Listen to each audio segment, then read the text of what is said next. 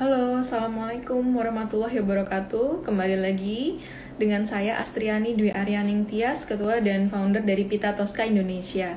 Selamat malam semuanya, selamat malam pejuang tiroid Indonesia dimanapun Anda berada. Jumpa lagi, kali ini di penghujung tahun 2020, di mana ini adalah tahun-tahun perjuangan kita semua sepertinya di seluruh dunia. Kita yang mana memang dituntut untuk bisa jauh lebih sabar dalam menghadapi segala ujian hidup ini, dan semoga para pejuang tiroid tetap semangat meskipun kita terkendala dalam berobat ataupun mungkin ada masa-masa sulit di mana menghadapi gangguan tiroid di kala pandemi. Nah, ini adalah live chat yang terakhir di tahun 2020 dengan topik yang spesial mungkin ya bagi teman-teman para pejuang Graves' disease, yaitu autoimun hipertiroid. Nanti yang akan dibawakan secara detail mungkin ya oleh dokter yang juga spesial, pernah kita undang juga untuk live chat ke-6 kalau tidak salah dengan tema gangguan tiroid hormonal atau fungsional, yaitu Dr. Indra Wijaya, spesialis penyakit dalam, konsultan endokrin dan metabolik serta diabetes, Magister Kesehatan dan Finasim. Beliau adalah dokter spesialis penyakit dalam yang juga merupakan konsultan endokrin metabolik diabetes, berpraktik di Rumah Sakit PIK Jakarta, kemudian Rumah Sakit Premier Bintaro, dan Rumah Sakit Eka Hospital BSD. Nah, nanti akan ada 2 sesi. Jadi yang pertama akan dikupas tuntas tentang Graves' disease itu apa nih teman-teman. Mungkin yang baru tahu atau baru dengar ataupun dengan kondisi yang kurang lebih sama, bisa ditanyakan di kolom komentar yang ada di chat tanda tanya itu. Kemudian kalau misalkan kurang jelas juga bisa langsung put komen dengan mengetik nama, kemudian usia, kemudian gangguan tiroidnya apa, apakah pasien ataupun caregiver, kemudian pertanyaannya apa, dan dari mana ya asalnya, seperti itu. Kemudian untuk sesi pertama diakhiri dengan Q&A. Ini kita diskusi seru aja, jadi nggak formal-formal banget, cuman semoga informasinya ini bisa bermanfaat dan teman-teman Graves' disease maupun yang lain bisa mengerti gitu ya tentang kondisinya. Nah, kemudian akan masuk ke sesi kedua, akan saya undang yaitu Dr. Valen. Nanti akan saya bacakan short bio dari Dr. Valen. Oke, tanpa lama-lama kita akan undang narasumber yang pertama yaitu Dr. Indra.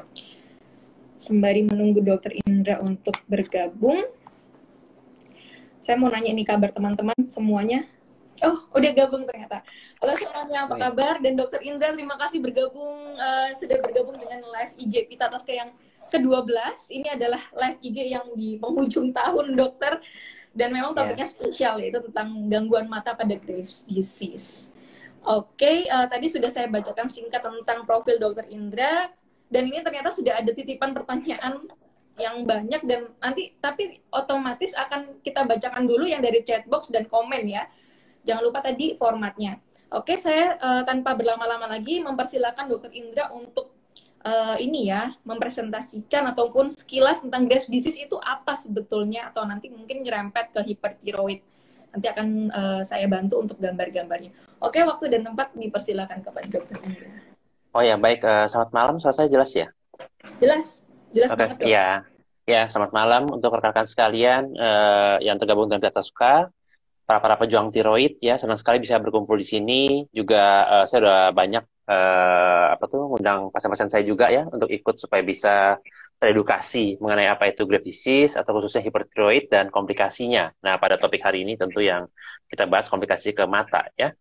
Nah, jadi selamat malam semua di hari Minggu yang malam ini ya. Senang sekali bisa menyempati ya 1 sampai 1,5 jam untuk bersama kita ya untuk sesi edukasi. Nah, untuk singkat waktu, jadi topik judul hari ini adalah Graves dan komplikasinya, terutama ke mata ya, dan komplikasi ke mata. Nah, apa sih itu Graves' disease ya? Kok namanya Grave kayak kuburan ya? Dulu waktu saya kuliah sekolah itu kalau saya tulis kita mahasiswa salah tulis ya Graves itu, waduh, dosen kita marah sekali, ini apa bedanya kuburan sama penyakit tiroid ya? Nah, jadi kenapa disebut Graves' disease ya? Itu adalah penemunya. Jadi supaya teman-teman rekan-rekan sekalian tahu ya. ada beberapa pasien saya juga ada ikut join ya. Jadi Graves disease itu nama penemu ya, nama penemu kebetulan orang Amerika ya, namanya Bapak Graves ya. Nah, dia menemukan apa sih bedanya dengan gangguan tiroid lainnya. Nah, jadi Bapak Graves ini menemukan pada kondisi hipertiroid, pasien-pasien yang statusnya hipertiroid ya. Nah, apa tuh hiper? Hiper itu hyper, hyper itu ketinggian. Nah, itu simpelnya ya. Jadi kalau kita bicara gangguan fungsional ya, itu sebenarnya dibagi dua ya, hiper dan hipo. Simpelnya seperti itu ya. Nah, hiper itu yang kelebihan hormon, hipo itu yang kekurangan hormon. Tentu itu di sesi topik yang berikutnya ya, nanti oleh teman-teman kita Tosca, ada sesinya tersendiri. Nah, pada kasus hipertiroid yang hormonnya ketinggian, ya, hormonnya berlebihan, ketinggian yang ada di dalam tubuh, itu penyebabnya banyak sekali. Ya, banyak sekali. Bisa karena radang tiroid, kita sebutnya tiroiditis, ya, yang sifatnya sementara, ya, nggak nyampe 1 minggu sembuh, ada yang sampai 1 bulan, ada juga sampai 3 bulan, ya. Tapi satu dia stop obat dan sembuh permanen. Itu kita sebutnya tiroiditis atau radang tiroid. Nah, pada kasus tiroiditis, ini bisa hipertiroid dan kembali ke normal. Atau pada beberapa kasus khusus, dia hipertiroid, kemudian tidak bisa balik ke normal, tapi tidak hiper juga, langsung hipo. Ya, dan permanen itu namanya Hashimoto, itu beda cerita lagi nanti. Jadi banyak sekali kasus-kasus yang menyebabkan tingginya hormon tiroid. Nah, salah satunya minum obat tiroksin. Ya, kita minum obat tiroksin, dokter yang kasih atas indikasi tertentu, ya ketinggian dosisnya. Nah, tentu di dalam lab darah kita berubah jadi FT4 tinggi, TSH rendah. Nah, itu hipertiroid yang disebabkan oleh obat. Nah, pada kasus Graves disease, ya, yang di mana Bapak ini menemukan, Pak Graves ini, itu adalah suatu kondisi kelebihan hormon tiroid, ya, yang disebabkan karena, ya, mayoritas adalah autoimun. Nah, kuncinya adalah autoimun di sini, ya. Jadi apakah ya dok, Graves disease termasuk penyakit autoimun? Iya, ya. Dia termasuk kategori penyakit autoimun. Dan kita lagi bahas sampai saat ini kemarin keluar memorandum dari Perhimpunan Dokter Penyakit dalam Indonesia bahwa ya tiroiditis Graves disease termasuk autoimun tidak bisa ya saat ini belum diperbolehkan untuk menerima vaksin COVID ya karena ini termasuk dalam kasus autoimun ya seperti lupus dan lain-lain ya. Nah, jadi itu tambahan informasi ya bagi kalian sekalian bahwa Graves ada penyakit autoimun ya. Memo terakhir yang kita dapatkan dari tim dokter bahwa nanti kalau vaksin itu sudah dirilis oleh pemerintah, maka pasien-pasien yang ini pun belum boleh, bukan tidak boleh ya, belum boleh untuk mendapat vaksin dulu ya. Nah, jadi ini penyebabnya autoimun ya. Apakah bahaya? Nah, untungnya autoimun tipe yang pada tiroid ini tidak sebahaya penyakit yang lainnya seperti lupus ya ataupun penyakit autoimun yang melibatkan radang sendi ya, rheumatoid arthritis, RA ataupun ITP, darah ya dan sebagainya. Jadi masih banyak sekali penyakit autoimun yang mengerikan ya. Tapi untuk tiroid ini sebenarnya kalau Anda bisa mengontrol mengikuti saran dokternya, treatment teratur ya, remisi itu artinya dia pulih itu bisa dicapai ya. Bahkan saya selalu mentargetkan pasien saya remisi dalam 6 bulan ya, saya selalu menargetkan seperti itu. Jadi 6 bulan remisi tapi tetap kita harus maintain obatnya dengan low dose ya, dose kecil sampai 1,5 sampai 2 tahun sesuai dengan indikasinya ya. Nah, saya menemukan banyak di lapangan itu belum sampai Graves disease, belum sampai waktunya stop obat, banyak di stop. Ya, entah pasiennya yang nggak kontrol, atau pasiennya memang, ada banyak deh yang bosen. Karena tiap hari minum obat, ya bosen ya. Ada juga yang minum obat terus, tapi nggak cek darah. Nah, jadinya tetap hiper atau jadi hipo. Ya. Nah, jadi ikuti saran dokternya. Ya, jangan berhentikan obat kalau memang belum waktunya. Ya, nanti kenapa? Jadi saya banyak menemukan pasien-pasien minum obat sampai 5 tahun, 10 tahun, 13 tahun. Ya, ini ada satu pasien khusus unik ya dari Amerika. Ya, sudah 13 tahun minum obat. Coba bayangkan, ya, PTU, tirosol. Ya, akhirnya mereka ya nggak tahu ya, mungkin ada saudara yang kasih advice ketemu saya, kontak ke saya. Ya, saya video call. Jamnya lucu tuh. Di sini kita jam segini, mereka lagi jam-jam tidur tuh ya. Tapi paksa dibangun-bangun subuh katanya supaya bisa video call sama saya. Akhirnya saya treatment. Ya, saya treatment. Syukurlah nggak nyampe 6 bulan udah lepas obat dari 13 tahun coba. Ya, dan hasilnya saya lihat lab-labnya bagus semua ya, masih monitoring. Nah, kenapa bisa gitu? Ya, itu banyak faktor ya. Kelihatannya sih kalau saya lihat treatment di luar negeri masih belum gitu agresif ya, walaupun mereka di situ di luar negeri itu lebih mengedepankan terapi radio iodine atau radio ablasi ya. Nah, ini nanti kita mungkin bahas ke topik-topik nanti berikutnya ya. Apa itu radio nuklir, apa itu radio ablasi ya. Nah, itu salah satu treatment dari Graves' disease. Tapi pada kasus ini ya mungkin pasiennya nggak mau ya, karena ini tinggal di Amerika ya. Di US itu hampir jarang mereka pakai obat-obat itu kayak kita ya. Asia ini yang sering pakai obat karena keterbatasan fasilitas dan biaya biasanya ya. Jadi kalau kita bicara pasien Amerika, Singapura, Australia, mereka ada radio ablasi. Selesai. Hipotiroid seumur hidup. Nah, itu penyakit Graves. Nah, balik lagi, jadi Graves itu ada penyakit hipotiroid autoimun. Ya, autoimun. Nah, namanya autoimun itu diingat selalu tidak pernah bisa sembuh. Ya.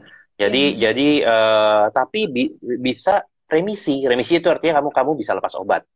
Bisa lepas obat dan dipantau. Ya, targetnya berapa? Di buku bilang 1,5 sampai 2 tahun. Ya, itu waktu yang dokter perlukan untuk memperbaiki hormon kamu dan mengembalikan ke status remisi tanpa obat.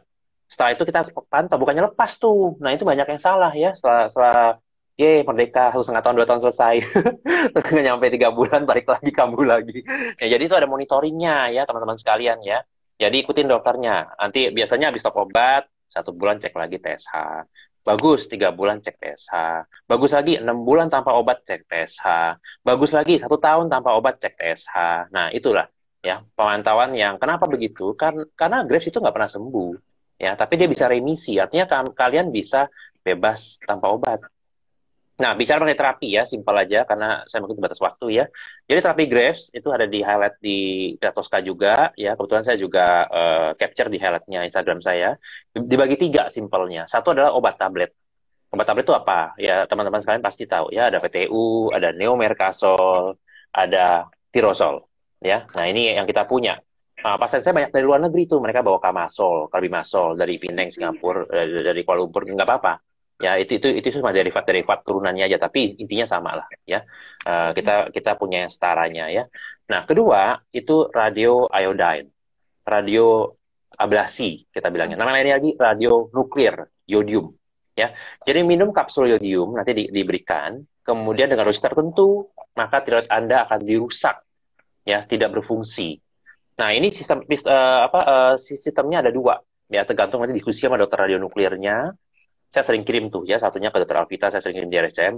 Jadi dia bisa parsial, dosis kecil-kecil, 3 bulan, 3 bulan, 3 bulan, 3 bulan, ya. Syukur-syukur dia bisa masuk ke euthyroid, hormonnya normal, lepas obat, tidak hipo.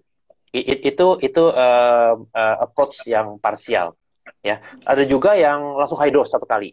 Dosis besar 30 milikuri misalnya ya. Nah, itu langsung hypothyroid dan minum obat seumur hidup. Nah, kenapa bisa begitu? Karena memang terapi definitif, terapi utama dari Graves' disease itu adalah membuat hipo. Karena saya bilang dari awal kan bahwa Graves nggak pernah bisa sembuh, maka status hipertiroid itu akan selalu ada. Ya, walaupun dibilang remisi udah stop obat, tetap dia bisa balik lagi. Stres berlebihan, ya, perubahan hormon, ya pada wanita terutama kan. 80% wanita terjadi Graves ya, 20% pada pria. Nah, artinya apa? Ada peran hormon sangat kuat. Iya, benar. Ya, stresor ya, pola hidup, merokok, alkohol, kurang olahraga, semua itu mempengaruhi kekambuhan dari Graves jika Anda sudah stop obat.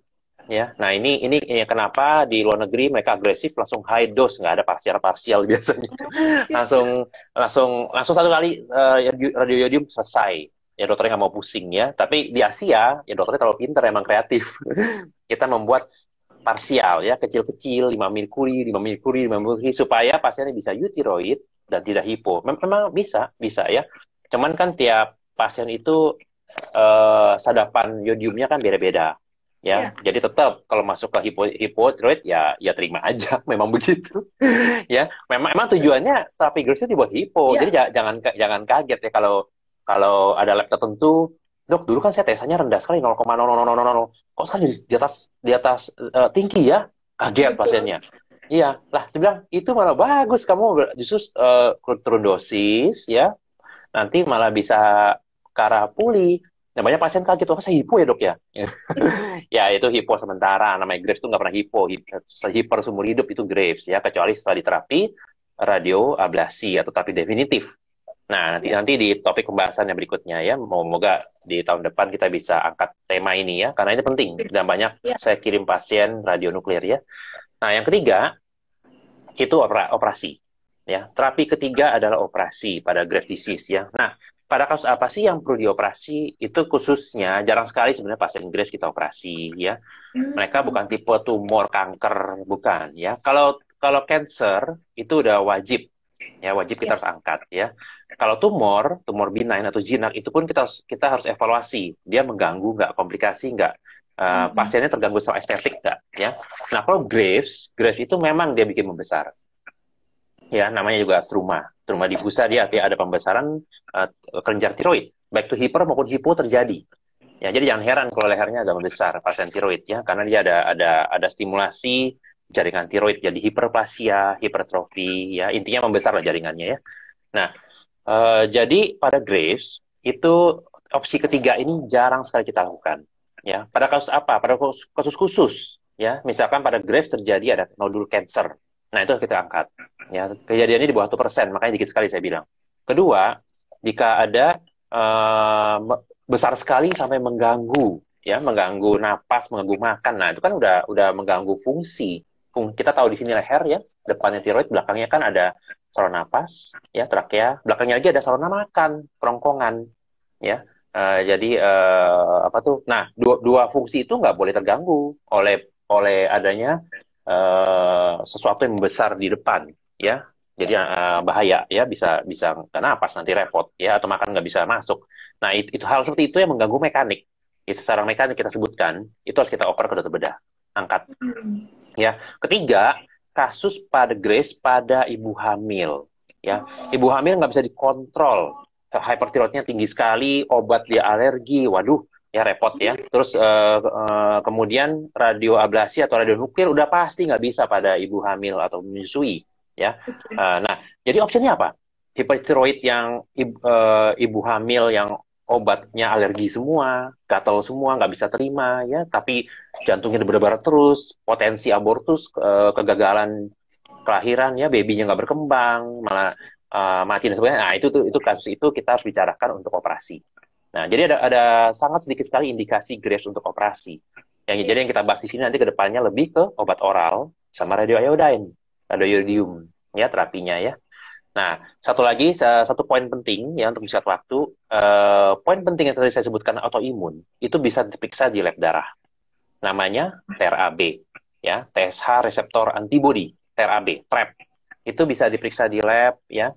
Jika itu positif, di mana cut off-nya adalah 1,75, jika Anda lebih dari situ, maka Anda positif Graves disease. Bisa nggak dok negatif? Bisa, dan harus negatif.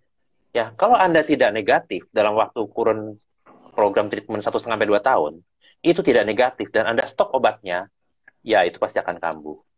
Jadi syarat stop obat, ya, ini triknya kenapa pasien-pasien saya pada Ya. stop obat dan tidak balik lagi ya. Ini saya kasih tahu ini triknya. Satu, TRAB-nya harus negatif. TRAB ini mahal ya, 1 jutaan ya, maka itu jarang sekali kita periksa. Bisa periksanya kapan? Yaitu sebelum treatment, before treatment atau saat diagnosis ya.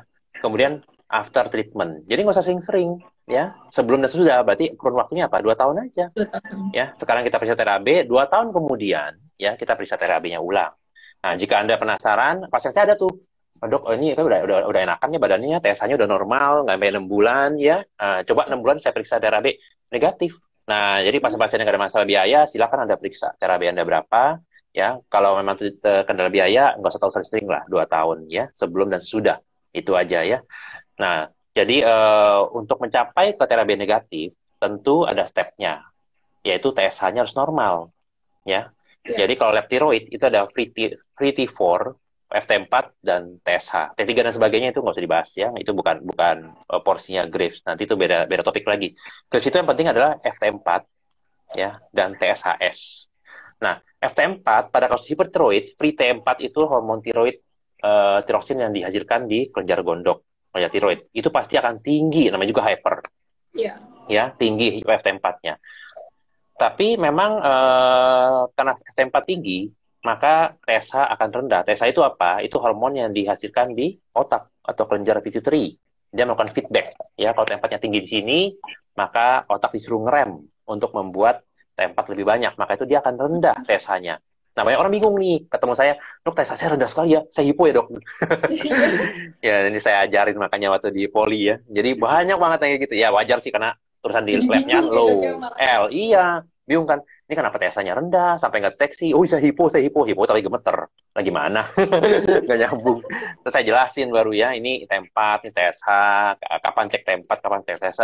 Jadi tiap lab itu nggak usah cek dua-duanya, ya. Bahkan ada yang nggak ngerti kali ya. Jadi teman-teman mungkin nggak ke dokter atau gimana. Kan ada tuh yang langsung cek sendiri ya. T3, Iya. T4, TSH, semua diperiksain ya. Dia bilang, aduh ini buang-buang duit saya. Kalau sama saya cuma perlu satu macam ya. Kalau nggak T4, TSH, salah satu aja. T3 udah nggak bukan porsinya kecuali TSH-nya turun, T4 normal, maka kita cek T3. Ya itu namanya penyakitnya T3 tirotoksikosis, beda lagi, bukan Graves ya. Kalau Graves itu kita urusan sama T4 sama TSH. Jadi sebelum TRAB negatif, maka TSH Anda harus normal. Yang tadinya rendah ya. Untuk TSH normal, maka T4-nya harus normal, T4-nya. Ya, jadi untuk menterapi Graves disease itu ada step-wise-nya, step approach ya. Pertama, normalin dulu T4. Itu poin pertama ya. Selama ada T4-nya belum normal, masih tinggi, jangan harap TSH sama TRAB-nya normal. Jadi percuma tuh cek-cek lab semua diperiksa. Cukup T4 ya. FT4 ada yang total bedanya lebih murah aja ya. Ada juga yang beberapa kasus lah kita periksa ya. Free T4 itu artinya dia tidak terikat albumin ya. Jadi free T4 kita periksa, kalau normal atau turun, nah itu justru bagus. Itu waktunya cek TSH ya. Dipantaunya nggak usah tiap bulan juga ya, tiap 2-3 bulan karena satu biaya juga mahal ya untuk labnya ya. Bahkan untuk teman-teman rekan-rekan di BPJS kemarin ada pasien kontak, dok gimana ya, ini harusnya kan memang programnya per bulan ya, bahkan ada yang per 2 bulan kalau belum stabil masih hyper kondisinya. Iya. Nah, BPJS bisanya 6 bulan sekali. Waduh, 6 bulan saya bilang. Gimana 6 bulan dengan dosis yang sama nggak diatur-atur? Karena gini, karena setiap lab darah itu keluar ya, di buku aja bilang kok antara 6 sampai 8 minggu ada di guideline-nya ya, within 6 to 8 weeks itu harus di lab antara T4 atau TSH ya. Kenapa harus di lab? Karena untuk dokternya harus ngatur turun naik dosisnya yang Anda minum, PTU atau Tariosol. Nah, makanya ini memang ya kita harus selalu ini ya komunikasi dengan teman-teman di BPJS ya. Kasihan juga saya pasien-pasien kita yang 6 bulan sekali cek darah itu, aduh gimana ya. Makanya bertahun-tahun sampai puluhan tahun nggak sembuh-sembuh ya. Ya karena harusnya udah naik dosis tapi masih dosisnya rendah. So optimal kan? Ada yang harus diturunkan, jadinya hipo, diterusin terus. Ya itulah makanya aduh kadang-kadang kesian juga ya. Ya tapi gini, tapi sebenarnya ada triknya juga ya. Jadi pasien saya kan beberapa juga banyak yang ini ya secara finansial kan nggak terlalu bisa untuk lab ya. Nah Iya. kita bisa periksa dari nadi Oh, ya. Nah kalau hipotiroid itu seperti apa? Hipotiroid itu bradikardi, artinya nadinya lambat di bawah 60. Kalau pasien Graves nadia di bawah 60, artinya dosis Anda kelebihan itu PTU atau tirosolnya. Nah, itu simple ya. Ya itu dengan syarat nggak ada masalah jantung ya. Kalau ada masalah jantung, gangguan AV block, aritmia ya beda cerita lagi. Ini pasien yang murni nggak ada sakit jantung, murni ya. Graves ya. Karena banyak kasus khusus yang memang irama aja terganggu sama penyakit tersebutnya. Nah, hypertiroid yang aktif, maka nadia pasti di atas 90 kali per menit. Tanpa cek darah udah ketahuan sama dokternya Oke. ya. Dok, saya 1,5 bulan, ya udah 6 minggu nih jadwalnya lab saya tahu, tapi aduh ini kan biaya mahal dok, gimana ya? Obatnya sih nggak mahal sih, obatnya tuh murah ya, PTU apalagi ya, tapi labnya mahal ya. Nah untuk teman-teman yang terutama di BPJS ya, jadi Anda bisa mantau dengan nadinya ya. Kalau nadi Anda di atas 90 ya, resting ya, artinya bangun tidur atau saat mau tidur, bukan lagi aktivitas ya. Nah, kemudian nggak bisa cek lab, periksa aja nadinya. Ya, 1 menit berapa, ya. Iya. Kalau udah tinggi, itu waktunya Anda harus naikin dosis. Itu artinya ya. Tanpa lab bisa, ya bisa. Ya, cuma ini harus didiskusikan dengan dokternya, bukan Anda naikin sendiri. Betul. Naikin Iya. sendiri nanti salah juga. Ya, itu harus didiskusikan sama dokternya. Bilang aja sama dokternya, ya. Atau beberapa ada yang konsultasi online sama saya, ya. Saya bantu, nggak apa-apa, ya. Karena saya ngerti sih, banyak memang agak terkendala di BPJS ini ya. Tapi obatnya Betul sih dok. nggak mahal obatnya. Ya, saya lama banget. Saya bekerja di BPJS itu berapa ya? 6 tahun kali ya. 6 tahun. Saya di RSU itu lama. Ya, jadi saya ngerti lah konsepnya sejak BPJS itu berdiri. ya sampai saya pendidikan juga kan saya di RSCM di UI kan tetap kita pakai Iya. BPJS ya. Jadi saya ngerti sekali bagaimana mereka memanage biaya kos ya. Nah, maka itu dokternya harus pinter. Tanpa lab kita bisa evaluasi dari nadinya ya, dari Oke. nadinya, dari berat badannya. Kalau Anda hypertiroidnya aktif pasti akan kurus terus, hipermetabolik kan.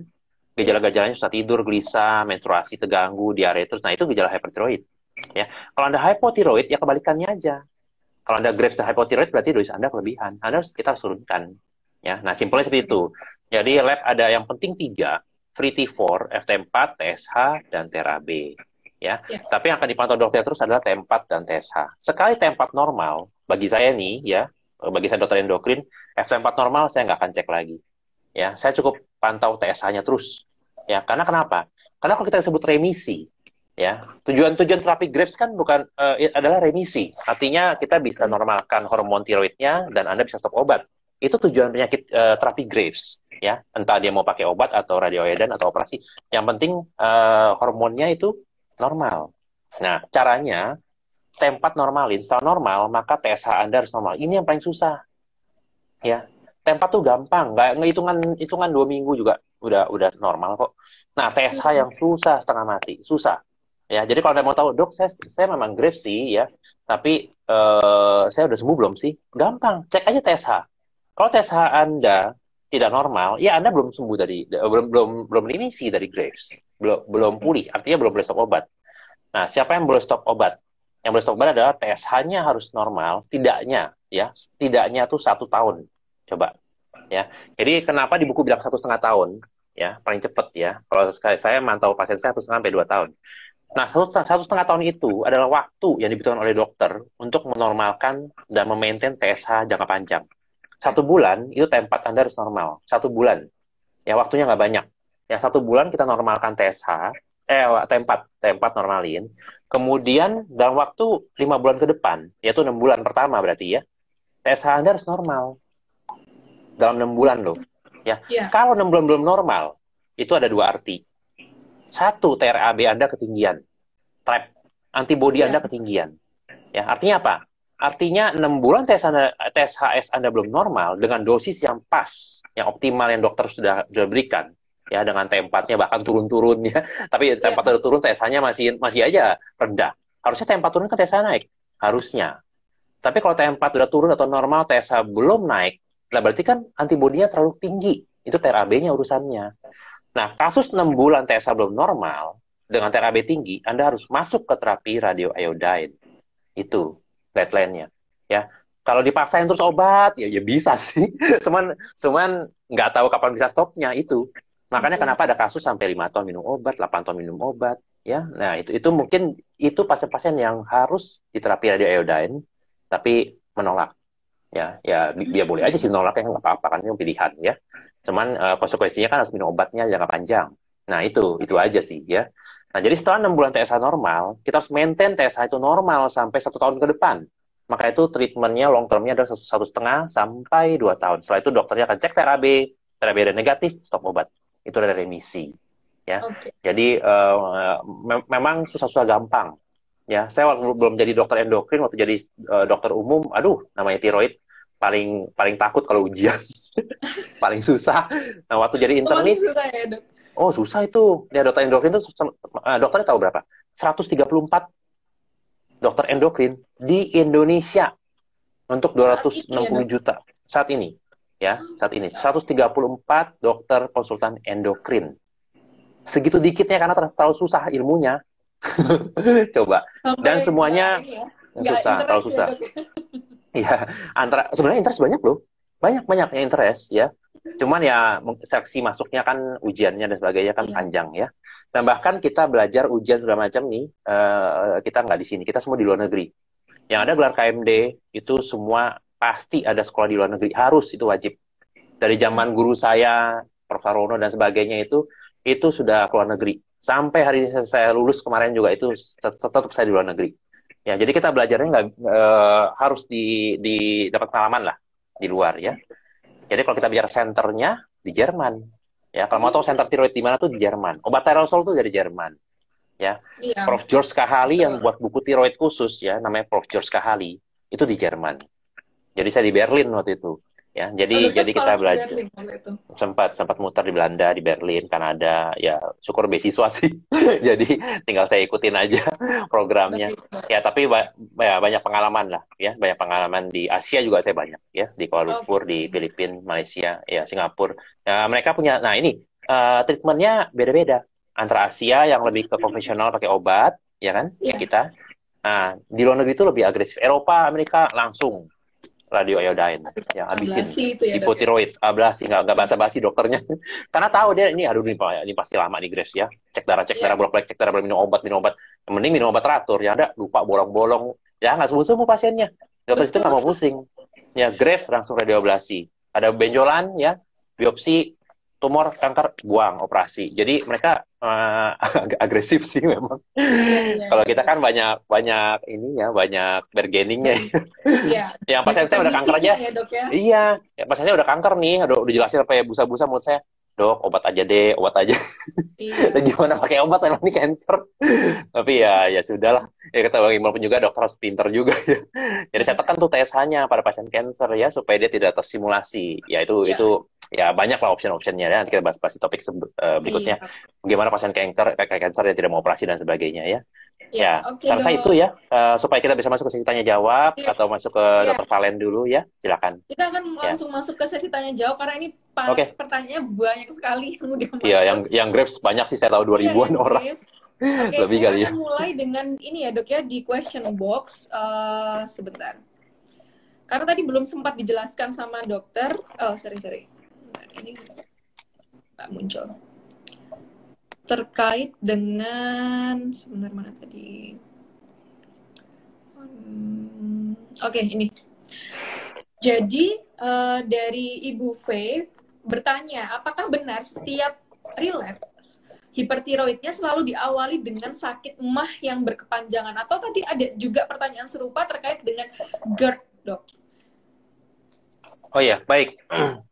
GERD sama tiroid itu sebenarnya dua sistem yang berbeda ya. Dua sistem berbeda, pasien saya banyak GERD ya. Tapi kalau lihat dari patomekanismenya, patofisiologinya, maupun komplikasinya, itu tidak berhubungan dengan perut ya. Tapi kalau tingkat kecemasan, memang itu memicu GERD ya, stresor, cemas, anxiety. Nah, hubungannya apa connectingnya? Pasien hipertiroid atau Graves ya, itu kalau dia muncul bawaannya memang cemas. Itu salah satu tandanya. Ya, debar-debar coba. Dia debar-debar, tangan gemeter ya, kemudian susah tidur, hipermetabolik ya. Tentu itu akan meningkatkan anxiety, cemas. Ya orang nggak tidur gimana sih? Ya, mikirnya kemana-mana, nggak bisa tidur karena melek terus, karena jantungnya debar-debar terus. Nah, otomatis itu akan muncul dengan sendirinya ya, bukan komplikasi Graves, tapi itu bagian dari memang hormon yang meningkat bisa memicu kegelisahan. Nah, kegelisahan ini ada dampaknya ke lambung, yaitu salah satunya penyakit GERD atau dispepsia fungsional kita sebutnya ya. Ya. Nah, itu ya bisa. Jadi mungkin ada beberapa orang yang gejala mau muncul itu, jadi mahnya muncul ya. Ya, itu bisa ya. Tapi yang sering saya temukan itu gemeter, tremor tangannya ya, atau debar-debar. Itu tadi udah sembuh, dia muncul lagi, dia udah tahu nih. Oh, ini saya muncul lagi nih Graves-nya. Nah, dari sana ya. Yang paling gampang debar-debar sama tremor tangannya. Oke, terima kasih Dokter Indra. Nah, Dok, terkait dengan Ya. pertanyaan tentang mata menonjol atau mata yang melotot, nanti juga akan dibahas oleh Dokter Valen ya, tapi ini sekilas tentang Ya, Graves. apa-apa. Oke. Kalau matanya menonjol atau Graves oftalmopati tapi belum mendapat rujukan ke spesialis mata, apakah bisa minta ditangani oleh spesialis penyakit dalam dahulu atau endokrin, atau saya harus melakukan second opinion? Ya, jadi Graves oftalmopati itu nanti mungkin akan dibahas lebih lanjut oleh Dr. Valen ya. Ada derajatnya, ada klasifikasinya ya. Graves oftalmopati atau singkatnya GO aja ya. Graves orbitopati, Graves oftalmopati ya sama aja. GO. GO itu ada derajatnya, mild, moderate, severe ya, ringan, sedang, berat. Nah, ringan itu biasanya belum ganggu, tapi matanya sudah kelihatan sama dokternya tuh, udah agak melotot ya.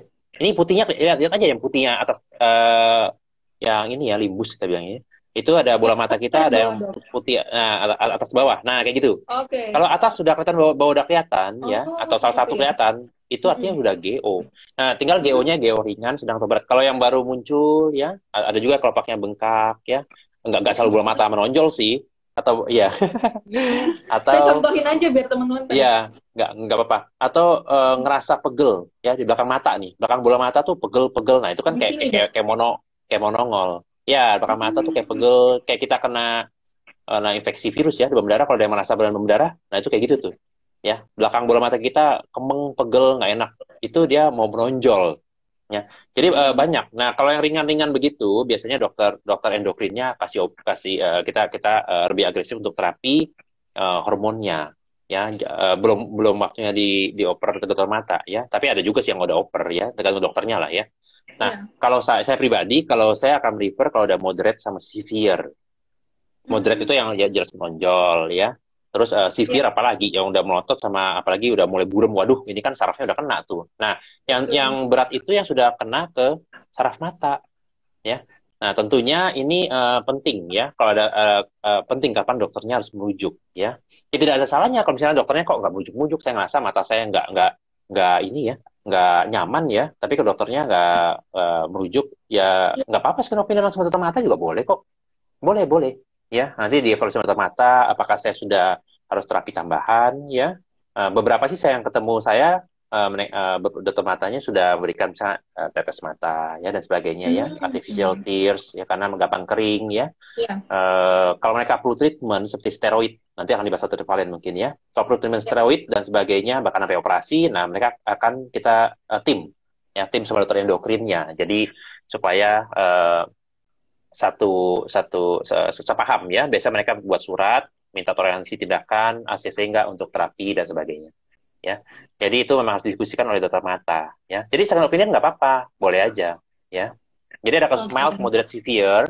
Moderate severe udah pasti harus dirujuk ke dokter mata. Dirujuk. Mungkin ada yang tipe mild ya, jadi dokternya belum kirim, bisa jadi ya. Oke. Dan bisa jadi kalau menonjolnya itu salah satunya gitu ya, Dok? Ya, bisa. Banyak kan sih simetris sih. Simetris biasanya ya.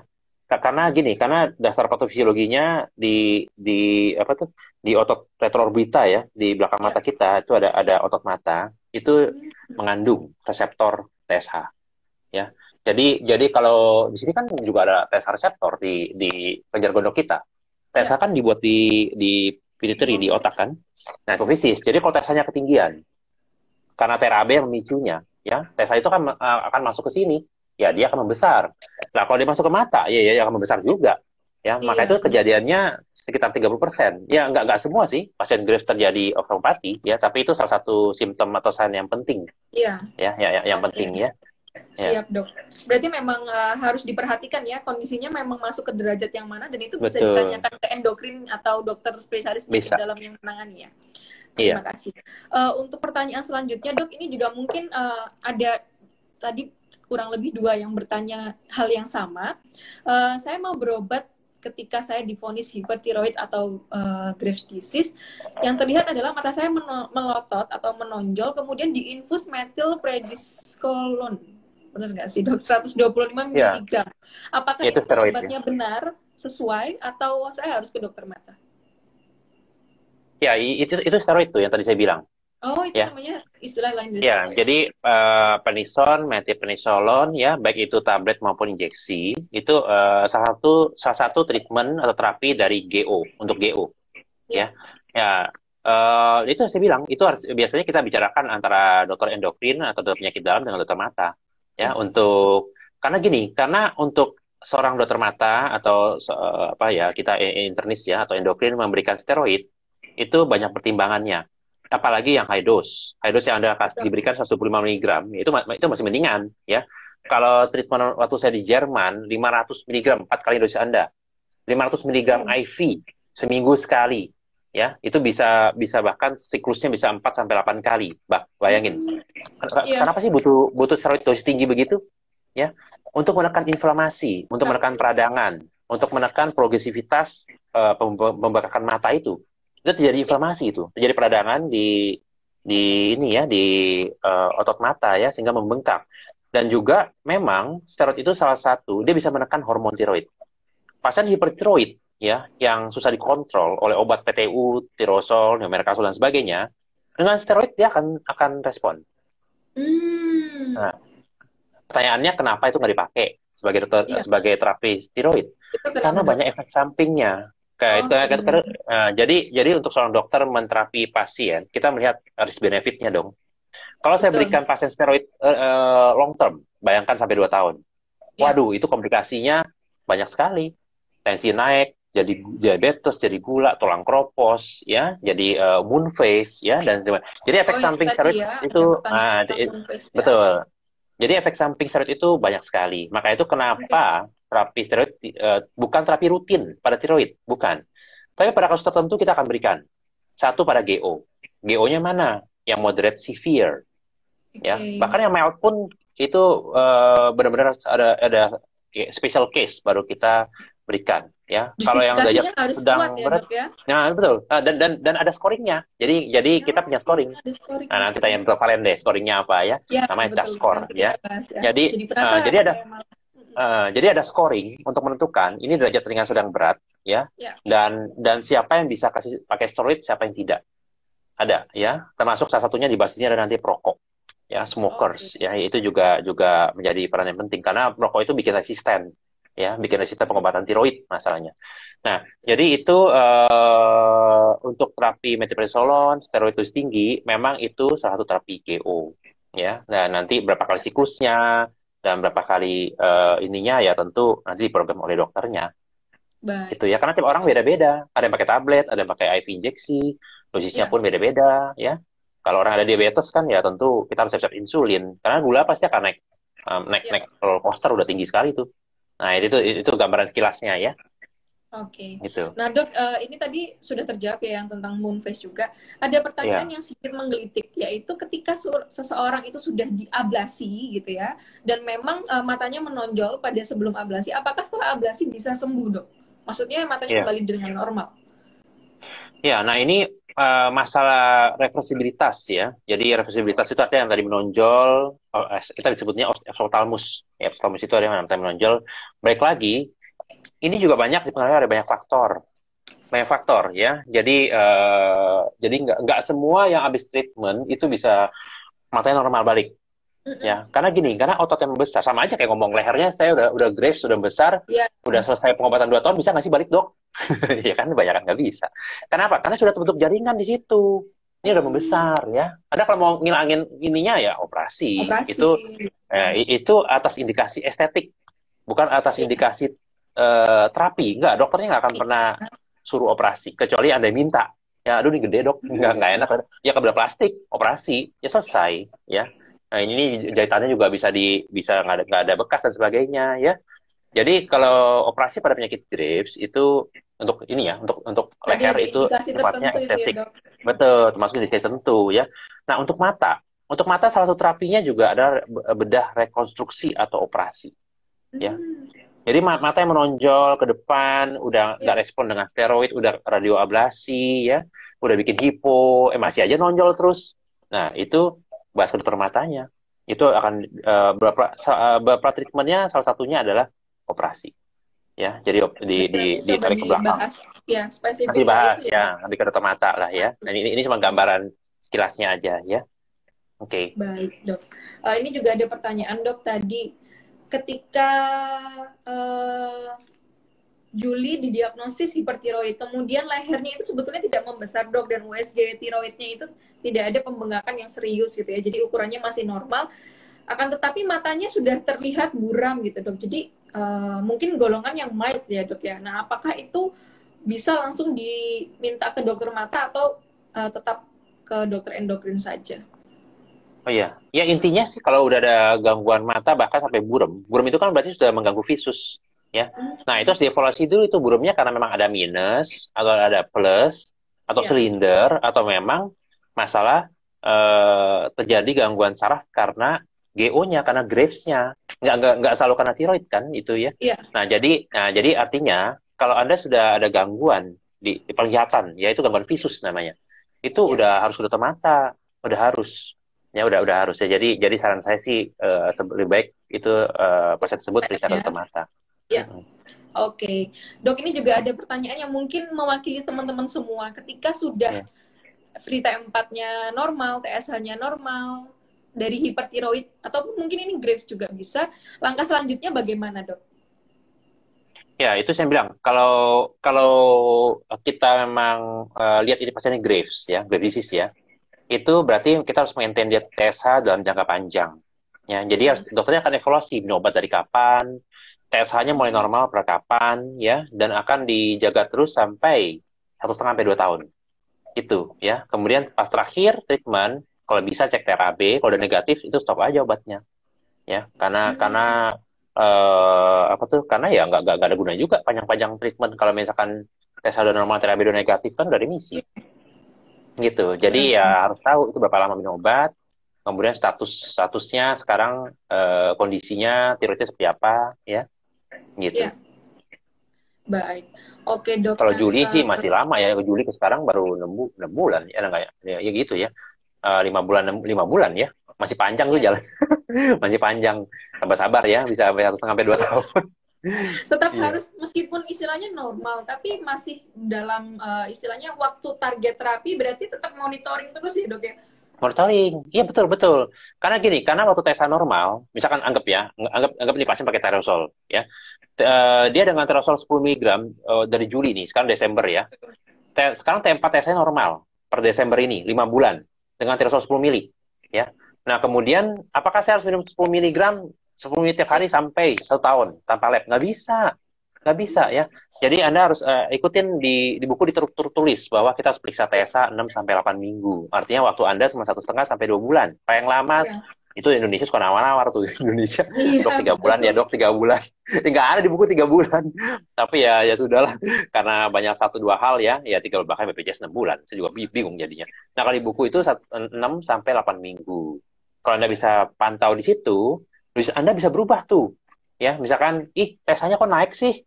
Nanti Februari ya, cek darah dengan 10 mg per hari. Artinya apa?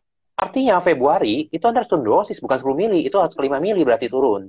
Kalau ya, Anda terusin 10 mili sampai tahun depan ya jadi hipo. Yang ada berat badan connect terus ya. Kalau saya betul. agak lambat mikirnya ya. Nah, itu semua jadi hipotiroid dah jadinya.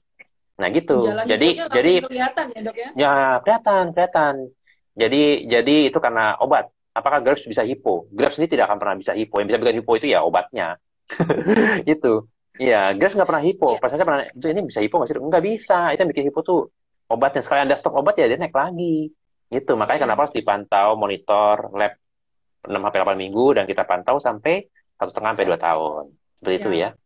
ya. Oke, Dok. Hmm. Nah, Dok, ini ada pertanyaan juga tentang RFA tiroid, apakah bisa mengobati Graves disease? Ya, RFA atau radiofrequency ablation, ya singkatannya ablasi radiofrekuensi. Itu seperti masukkan jarum, ya, jarum set ke sini, kemudian dibakar, ya, kayak kayak kita bilangnya solder ya dulu ya waktu kita Ya, sekolah ya ke teknik elektro tuh ya. Nah, itu bukan pada kasus Graves. RFA itu khusus spesifik pada kasus nodul, ya, nodul tiroid atau benjolan tiroid. Nah, ini tentunya ada beberapa kondisi lah kapan kita RFA ya. Misalkan pasien cancer, nodulnya udah kita biopsi, set, kanker, nggak mau operasi, ya. Ya daripada diemin dia berkembang terus ya kita RFA, kita matiin tuh kansernya, jadi dia mengecil. Ya itu salah satu modalitas dari RFA atau ya, benjolan jinak. Pas biopsi set ya FNA jinak. Tapi takut pasiennya, aduh nih kok kan berubah bisa ya, namanya semua benjolan bisa berubah. Anytime dari ya, jinak bisa berubah ke cancer. Aduh gimana betul. caranya? Tapi saya nggak mau operasi ya di RFA, dihancurkan ya, dibakar, istilahnya dibakar. Nah, Ya, Graves itu memang pada beberapa kasus bisa ada nodul, bisa ya. Tapi nodulnya itu di bawah 1% lah cancer. Ya, jadi basically nodulnya nggak bahaya basically ya. Tapi itu ya, kita harus evaluasi tetap ya. Semua nodul itu harus kita evaluasi, harus kita biopsi. Nah, jadi pasien Graves itu tidak ada tempatnya RFA karena pembesarannya itu diffuse ya. Dia pembesarannya itu barengan ya. Kita sebutnya struma diffusa. oke. Nah, maka dari itu treatmentnya adalah tablet atau radioiodaniodium atau operasi. Nggak ada RFA pada Graves. Ya, pada kasus khusus saja yang ada nodul, itu pun kalau kasus khusus lah, ya. Oke. Oke.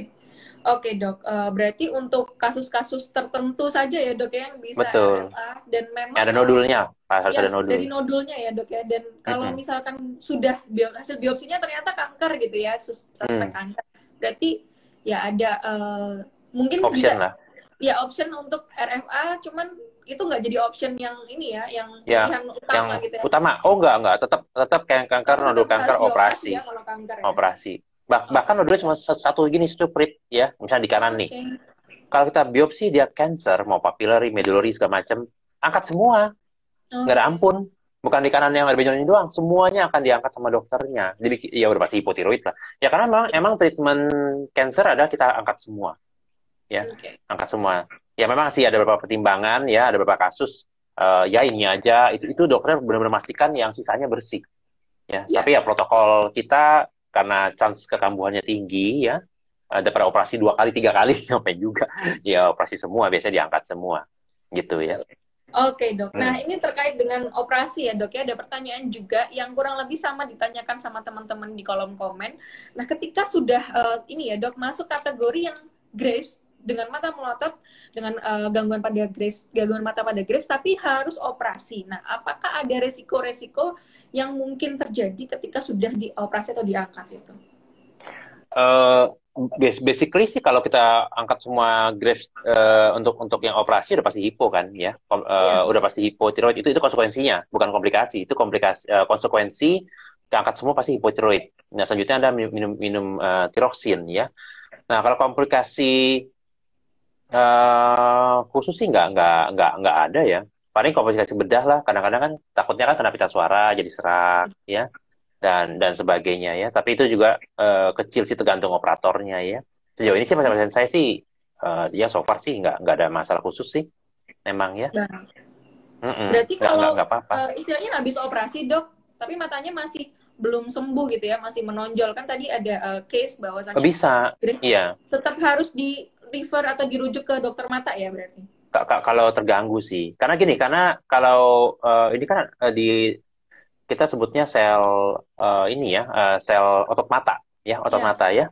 Jadi smooth muscle cell atau ada fibroblast di sana ya, sel-sel yang menyebabkan pembesaran otot mata. Nah, Ya. itu kalau sudah membesar, mengecilnya susah sekali ya, susah. Bisa menetap ya, walaupun ini udah diangkat, dioperasi. Ini dua hal yang tidak berhubungan masalahnya Iya, ya. iya. Yang itu angkat tiroid, yang matanya nggak dioperasi kan beda Betul. cerita ya. Iya. Sudah Nyobatin ya terstimulasi, istilahnya. benar, dia sudah membesar. Ya, artinya ini kalau mau dibuat hipo pun, ya nggak ngaruh nih, udah membesar aja. Ya, Oke. maka dari itu kenapa ada terapi steroid, ada Khusus ya. terapi Betul. operasi, ya dan sebagainya ya. Baik. Dan perlu diingat teman-teman ya, pasien GO ya yang aktif ya, dan dia sifatnya moderate severe, diingat nih ya. Harusnya dokternya inget sih, kok jadi pasien inget. Nggak apa-apa, biar belajar bareng-bareng ya. Saya Iya, biasa ngajar oke. mahasiswa soalnya. Ngajar mahasiswa Mungkin saya kalau bilang gitu. kondisinya kurang lebih hampir sama ya dok, gimana? Iya, betul. Ya intinya gini, kalau Anda pasien GO, dokternya udah klaim ini GO-nya moderate severe, ya, Ya. itu kontraindikasi, ya, kontraindikasi untuk radioablasi, nggak bisa, ya, untuk Anda menjalani radioiodine nggak bisa, ya. Kenapa? Waktu radioiodine, oh itu bisa bisa bisa parah ya, karena radioiodine ini akan banyak dirusak, ya. Tiroidnya kan akan dirusak terus, banyak dirusak lah karena yodium Iya. kan, otomatis T4-nya akan tinggi. Dalam darah akan tinggi semua ya karena rusak selnya. Iya, Nah yang rusak-rusak benar-benar. ini bisa menstimulasi mata, dia bisa progresif kerusakan mata lebih cepat lagi. Nah maka dari itu untuk radioablasi hanya diizinkan ya umumnya pada kasus yang mild GO, yang mild ya itu masih bisa ya. Itu pun habis tindakan habis radioiodine beberapa studi bilang kasih steroid Iya. untuk menjaga supaya matanya nggak terstimulasi ya, melototnya lebih Iya. berat. Tapi kalau moderate severe, setahu saya sih kontraindikasi ya. Nanti coba bicara dengan dokter Valen coba ya kalau ada Oke. update terbaru. Untuk Oke. radioiodine ya. Kalau Ya, untuk ini obat juga tablet nggak ada masalah, mau operasi nggak ada masalah juga, nggak ada masalah ya. betul dok. Wah ini juga pengetahuan yang baru ya, di mana memang tidak boleh mengambil keputusan tergesa-gesa ya dok ya. Harus Ya dan mempelajari. sebaiknya Ya. ya dan juga kondisinya tim. itu masuk ke dalam derajat yang mana, karena tidak Betul. serta-merta nanti pasien GO atau pasien dengan gangguan Graves' disease dengan mata menonjol itu tidak bisa langsung di radioablasi gitu ya, kecuali Hmm. memang masuknya ke derajat yang masih mild gitu ya dok ya. Ya, ya tentu. Nah, Oke. untuk tindakan ini pun kita harus izin. Saya Iya. selalu kalau gini saya izin ke dokter mata dulu. Jadi saya buat surat izin dokter mata, boleh nggak pasien saya diradioablasi dengan kondisi GO seperti ini. Oke. Jadi makanya itu Baik. kenapa multidisiplin tim itu penting, ya. Jadi Ya, endokrin atau kita bicara tiroid ya, itu multidisiplin ya. Jadi ada dokter bedah, dokter betul. radionuklir, dokter mata di situ ya. Udah harus ada ya. Dan memang sejauh ini karena Graves itu tipenya autoimun, maka dokter Mhm. utamanya, DPJP-nya atau dokter utama itu dokter endokrin. Iya. Dokter endokrin yang akan merefer kamu ke mata, kamu saatnya ke bedah, kamu saatnya ke radionuklir, ya. Nah, banyak teman-teman kesian ya bukan kesian ya, mungkin bingung kemana, leher gede, ke bedah dulu, gitu. Ya, bingung kan? Nah, dokter bedah, lu kok ini ke saya? Ya, akhirnya balikin lagi ke endokrin. Muter-muter aja jadinya, Soalnya juga ya. mungkin dokter endokrin tadi dokter bilang yang di awal, dokter Iya endokrinnya dikit, masih sedikit. dikit, dikit Nah, itu juga. Ya dia dok, betul-betul. Dan masih masa benjolan, sedikit. aduh ini kan gede ya, benjolan ke bedah deh. Ya, Ya beberapa di bedah ya itu jadi hipo aja sih, jadi hipotiroid ya. Karena satu treatmentnya memang operasi kan nggak salah juga. Selalu ada tiga betul. modalitas terapi, ya itu bisa Siap. pilihan. Oke, Hmm. terkait dengan Oke, pertanyaan yang lain, mungkin dengan topik tadi ada juga, dok, kapan bahas tentang Graves' disease dengan olahraga atau hipertiroid dengan olahraga, pantangan oh iya ya, makan, boleh nanti kemudian buat aja. terapi nuklir.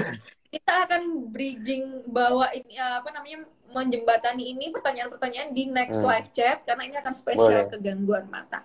Mungkin nanti Ya, juga akan undang lagi dokter Indra untuk bergabung oke, di spesifik topik yang tadi ditanyakan ya dok ya dok. Olahraga ya, kebetulan juga dokter Indra ahlinya nih. ya, ya supaya hidup Olahraga sehat aja. bodybuilding. Iya, Oke. Nah ini juga saya langsung undang dokter Valen dulu ya dok ya, nanti dokter Indra boleh boleh, bisa ya, bergabung lagi untuk oke oke, closing. Terima ya, kasih sekali dokter oke, Indra ya, sudah mari mari, menyempatkan waktu. ya.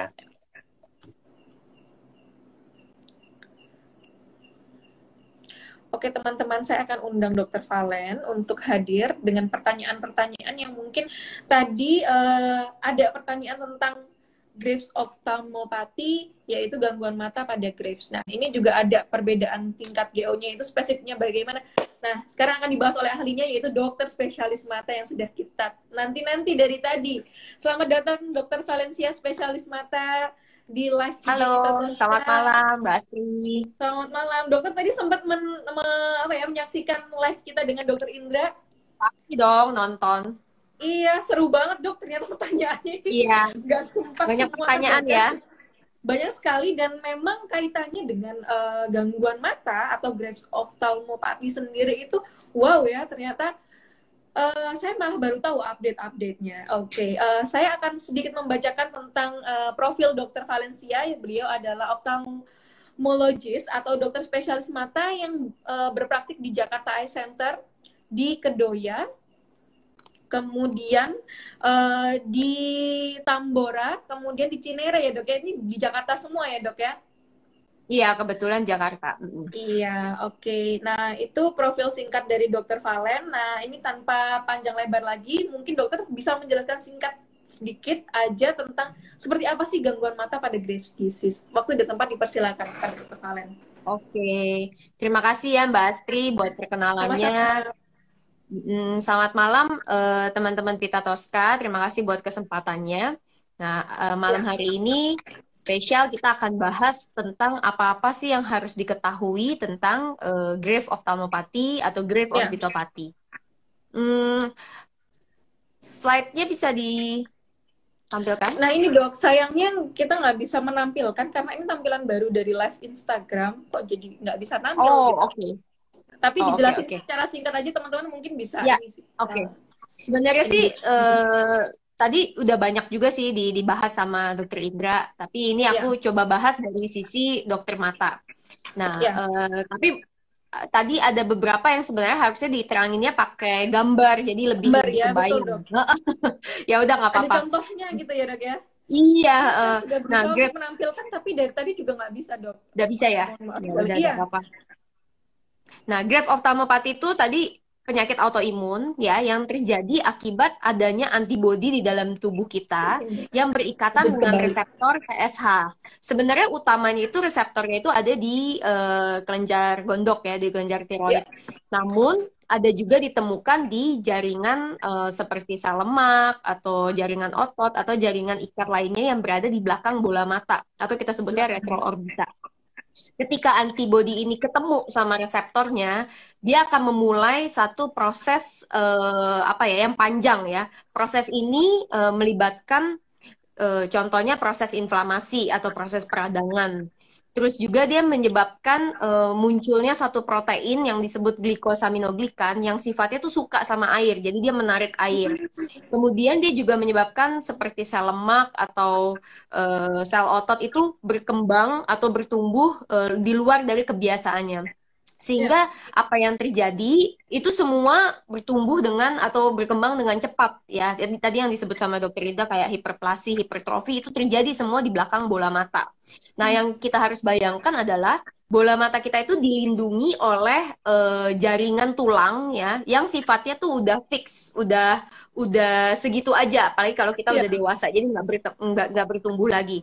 Nah, apa yang terjadi di dalamnya ini bisa menyebabkan tekanannya tuh tinggi banget di dalam belakang bola mata. Dan yang paling kita khawatirkan itu ada penekanan di saraf optik atau saraf yang membuat kita bisa melihat dengan baik. Jadi saraf yang Ya. menghubungkan antara bola mata sama otak ya. Nah, itu nanti yang kita bahas kondisi yang severe atau yang beratnya dari Grave ophthalmopathy. Nah, tapi gejala-gejala lainnya tuh bisa tadi yang udah disebutkan matanya jadi menonjol gitu ya, kelopaknya jadi kebuka, ketika nutup matanya nggak bisa ketutup sempurna. Nah, kondisi Grave ophthalmopathy ini dari penelitian itu ditemukan bisa 30 sampai 50% dari pasien dengan grave disease. Jadi memang salah satu yang gejala ekstratiroid gitu ya di luar dari tiroid seperti hiperpalpitasi atau berkeringat itu adalah gejala pada mata ya. Nah, tadi kan Dokter Indra bilang pasien biasanya bisa datang salah gitu, datangnya ke dokter Ya. bedah dulu. Nah, kadang-kadang saya juga bisa temukan pasien yang keluhannya karena keluhannya dari mata, dia datangnya ke dokter mata dulu. Dan jadi dari saya ada kecurigaan ke arah hipertiroid, baru aku rujuk ke dokter endokrin gitu. Jadi ketemu Ya. juga nih kasus yang kayak gini gitu ya. Nah, kondisi ini juga terjadi lebih sering pada wanita dibanding pada laki-laki. Ya, unfortunately bagi kita para wanita. Karena kejadiannya bisa sampai 16 dibanding 3 gitu loh per 100.000. Jadi memang banyak banget. Tapi sekalinya terjadi pada laki-laki, biasanya gejalanya jadi sangat berat gitu ya. Nah, tadi kan Dokter Indra juga bilang ada ringan, sedang, berat ya. Nah, Ya, itu betul. dokter mata sendiri punya beberapa scoring Scoring yang ya. kita pakai untuk menilai apakah kondisinya Grave ophthalmopathy-nya ini ringan, sedang atau berat, atau bahkan tadi yang sight threatening atau yang mengancam penglihatan. Ya, kalau ringan itu contohnya dia kelopaknya tuh mengalami kayak ketarik gitu ya. Jadi kayak matanya kayak menonjol gitu, kayak kayak kayak melotot. Ya, tapi kurang dari 2 mili. Jadi tidak terlalu Berarti ada terlihat gitu ukurannya ya. ya, Dok ya. Mm-mm. Iya, jadi memang harus diukur. Makanya harus dicek langsung ke dokter mata. Nggak bisa hanya lewat keluhan aja atau gejala. Ya. Terus juga biasanya matanya menonjol, tapi tidak boleh lebih dari 3 mili dibandingkan populasi normal. Dan diplopia atau double-nya, ya kadang-kadang pasien ini juga mengeluh double. Double itu artinya melihat satu benda jadi dua. Nah, double ini khas karena kalau ditutup satu mata, itu double-nya hilang. Jadi, double-nya itu hanya ketika dia melihat dengan dua mata. Double ini pun terjadi karena posisi bola mata yang tidak simetris. Jadi, salah satu lebih naik atau salah satu lebih keluar atau lebih masuk ke dalam. Ini juga terjadi akibat tadi yang aku cerita, jaringan ototnya itu Ya. mengalami pembesaran yang nggak simetris gitu. Jadi, keangkat. Jadi, dia ngelihatnya kayak dua arah yang berbeda. Nah, kalau pada yang derajat ringan, diplopianya ini sesekali aja, jadi nggak terus-terusan ada. Nah, kalau udah terus-terusan ada, berarti termasuknya ke gejala yang udah moderate sampai severe. Terus gejala lain ya, yang khas adalah kalau nutup mata itu tidak bisa tertutup secara sempurna gitu. Nah, sebenarnya ini agak-agak berbahaya. Jadi Mengapa? gimana, Dok, Karena kalau maksudnya? Sorry dok, Jadi kayak nggak kalau tersulut. kalau kalau merem itu masih ada tersisa nih. Oh Kelopak gini ya. matanya nggak bisa ketutup full. Oh, Jadi bola matanya masih kelihatan. masih kelihatan ya putih bawah gitu ya. Mm-mm.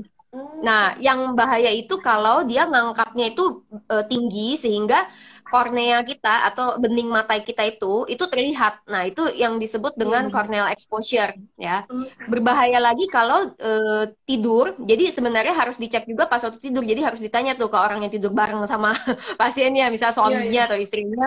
Kalau lagi bobo, matanya kebukanya besar nggak gitu? Karena kalau besar, bayangin dalam beberapa jam tidur itu bagaimana keringnya gitu loh, matanya itu kan kebuka terus kan Oh, jadinya kan.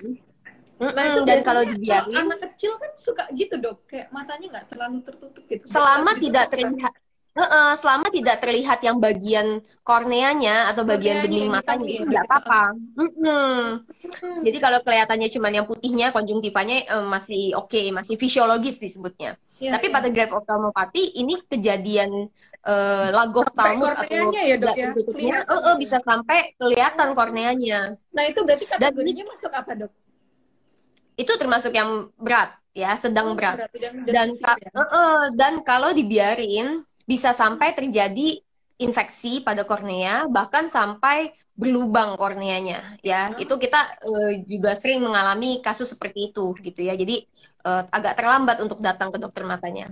Itu beberapa hal yang gejala-gejala yang bisa dialami pada kasus graph ophthalmopathy. Yang nggak kalah pentingnya, tadi kan aku sempat cerita tentang penekanan dari saraf optik ya, saraf Iya. yang membawa pesan dari bola mata sampai ke otak. Nah, pada setiap pasien dengan graph ophthalmopathy wajib dilakukan pemeriksaan visus. Jadi harus lihat baca-baca tuh. Kalau memang Iya. pasiennya ada kelainan minus atau silinder atau plus ya dengan kondisi penggunaan kacamata harusnya tetap bisa melihat sampai 100%. Nah, biasanya Iya. kalau ada penurunan kita udah mulai warning. Dan yang tidak kalah penting juga penglihatan warna. Jadi nggak hanya mengganggu penglihatan, tajam penglihatan, tapi juga penglihatan warna, terus kontras sensitivitas artinya di ruangan yang lebih gelap atau tulisan yang lebih samar-samar itu harusnya tetap bisa terlihat dan juga gangguan lapang pandang. Artinya lapang pandang tuh artinya gini Mbak Astri. Jadi kalau kita lihat ke depan, harusnya apa yang terjadi di pinggir-pinggir kita itu tetap bisa terlihat. Nah, pada Iya. pasien dengan penekanan dari saraf optik bisa terjadi ada gangguan lapang pandang. Jadi any of gangguan tadi yang aku sebutin itu kita sebutnya udah yang severe gitu ya, udah yang Iya. sight Iya. threatening. Nah, tadi setelah tahu gejala, tanda ya, sekarang terakhir mungkin pengobatannya ya. Iya. Pengobatannya ini sayangnya kasus grave ophthalmopathy ini tidak bisa dicegah. Jadi kalau pada kasus sudah terdiagnosis grave, itu kita nggak bisa cegah dia tiba-tiba bisa terjadi grave ophthalmopathy. Caranya gimana? Sampai sekarang belum ditemukan caranya ya. Namun Iya. kalau ditangani dengan cepat dan dengan baik, hasilnya itu bisa baik. Ya, yang pertama yang harus dilakukan kalau masih merokok ya, atau masih menghirup asap rokok, jadi second hand smoker atau perokok pasif Iya. itu harus stop. Itu harus stop karena sudah ada penelitian bahwa derajat keparahan grave ophthalmopathy itu berbanding lurus dengan dosis menghirup asap rokok. Dan Yang tadi kedua, nggak disebut boleh, resisten itu ya dok ya. iya betul. Dan nggak boleh melihat UV langsung, jadi harus pakai kacamata hitam kalau Mata keluar hitam. rumah. Terus kalau bobo, kalau tidur itu posisi tidur kepalanya juga harus tinggi. Jadi harus bantalnya 3 atau posisinya 30 derajat dari badannya. Nah, tadi yang nggak kalah penting, tadi dokter Indra udah bilang kondisi fungsi tiroidnya itu tadi fungsi hormonal FT4-nya dan TSHS-nya juga harus optimal ya sebaik mungkin. Nah, pada kasus yang ringan tadi udah sempat disebut sedikit sama dokter Indra bahwa akan diberikan obat tetes mata yang sifatnya pelembab. Ya, biasanya karena ini akan diberikan jangka panjang, maka disarankan yang tidak mengandung pengawet obat tetesnya. Dan kasus suatu pasiennya tidur, kalau memang bisa ditutup kelopaknya, bisa pakai plester kulit, atau juga bisa menggunakan gel di matanya. Jadi kondisi yang kebukanya itu tertutup dengan gel pelembab matanya ya. Nah, pada kondisi yang sedang dan berat, tadi seperti yang disebutkan dengan dokter Indra, biasanya akan dimulai pengobatan steroid Iya, Nah, steroid ini memang itu banyak dia. versi. Ada yang kasih minum oral, ada yang kasih steroid IV, intravena. Iya. Kalau saya sendiri, saya masuk ke golongan yang ikut Eropa dan absorb. Eropa itu Yugogo namanya, kalau absorb itu untuk Asia Pasifik. Jadi mereka itu menganut pemberian metilprednisolonnya secara infus, diberikannya seminggu sekali Oke. 500 miligram. Mm-mm. Dan itu diberikan bisa tadi yang disebutkan biasanya 6 siklus untuk pertama 6 kali untuk satu siklus. Kemudian jadi selama 6 minggu ya, seminggu seminggu seminggu. Terus abis itu Iya. berikutnya diturunkan jadi 250 miligram. Nah, nanti setelah 4 kali dievaluasi apakah perlu diberikan lagi atau tidak. Jadi bisa diulang-ulang, tapi tidak boleh Iya. maksimum lebih dari 8 gram secara kumulatif steroidnya.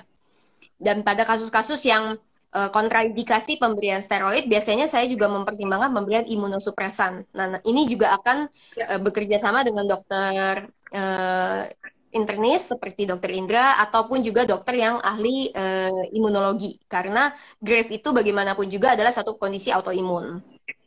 Ya, kemudian Iya. yang kita kenal itu penyakit Grave itu ada disebut namanya kurva kurva Rindle. Nah, Randle, sorry. Aku tuh selalu kasih kurva ini ke pasien Grave ophthalmopathy supaya pasien dari awal tahu bahwa penyakitnya itu ada kurvanya. Jadi pertama kurva aktif, kemudian nanti akan melandai jadi kurva yang inaktif atau kurva sudah stabil.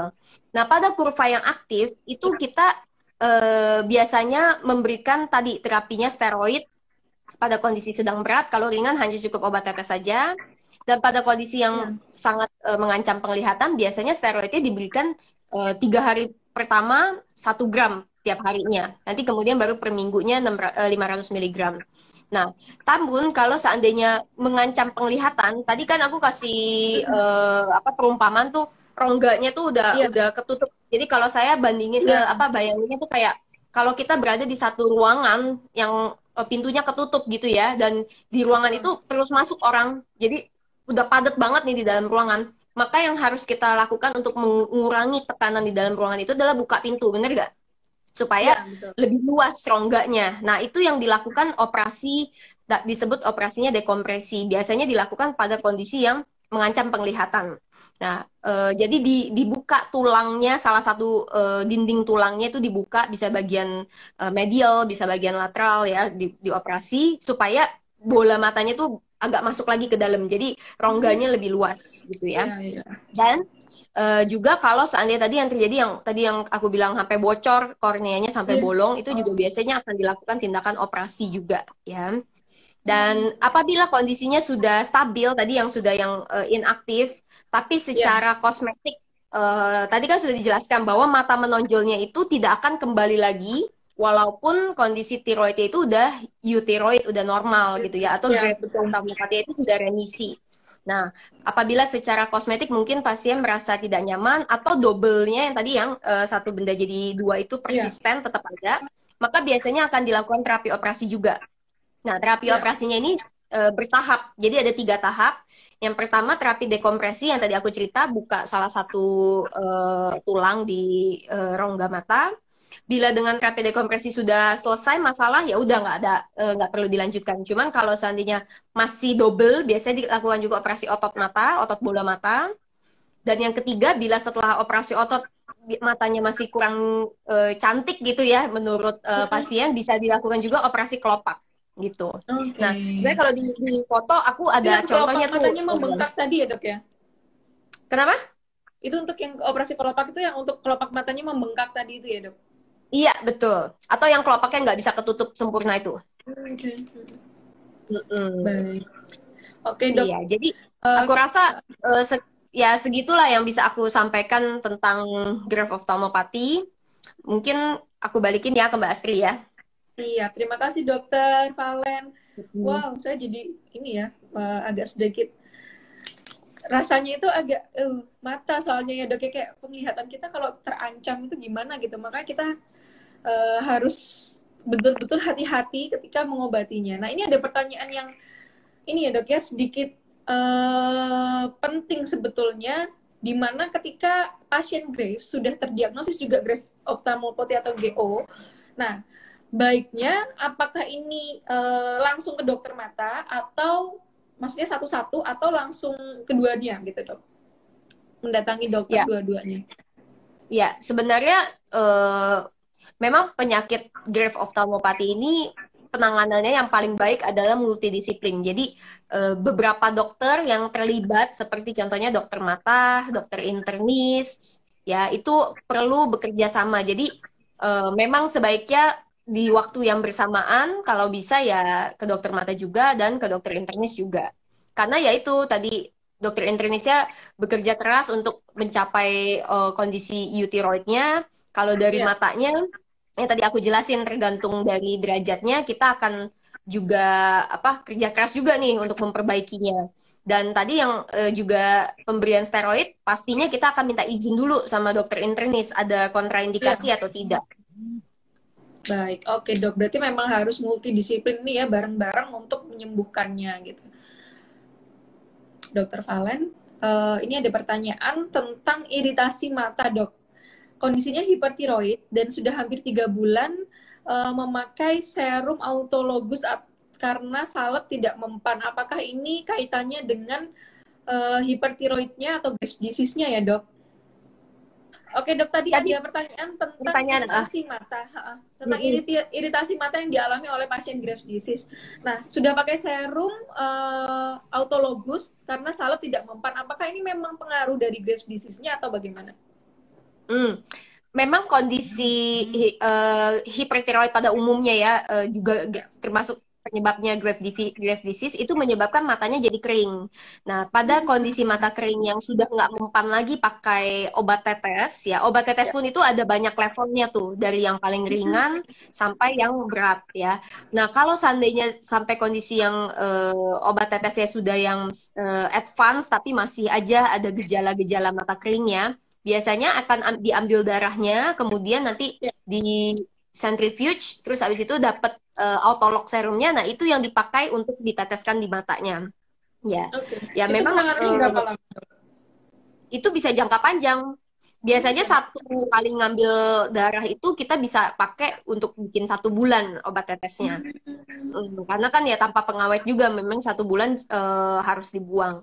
Nah, bahkan kalau sampai obat tetes juga nggak mempan, ada terapi-terapi lain yang untuk dry eye-nya seperti laser, ya, IPL laser, kemudian juga bahkan bisa sampai dipasang amnion graft di korneanya. Jadi memang pengobatan dry eye pada kondisi hipertiroid itu tricky banget. Ada yang sifatnya mild, jadi dikasih obat tetes yang ibaratnya dibeli di pasaran juga over the counter nggak masalah, itu udah enak.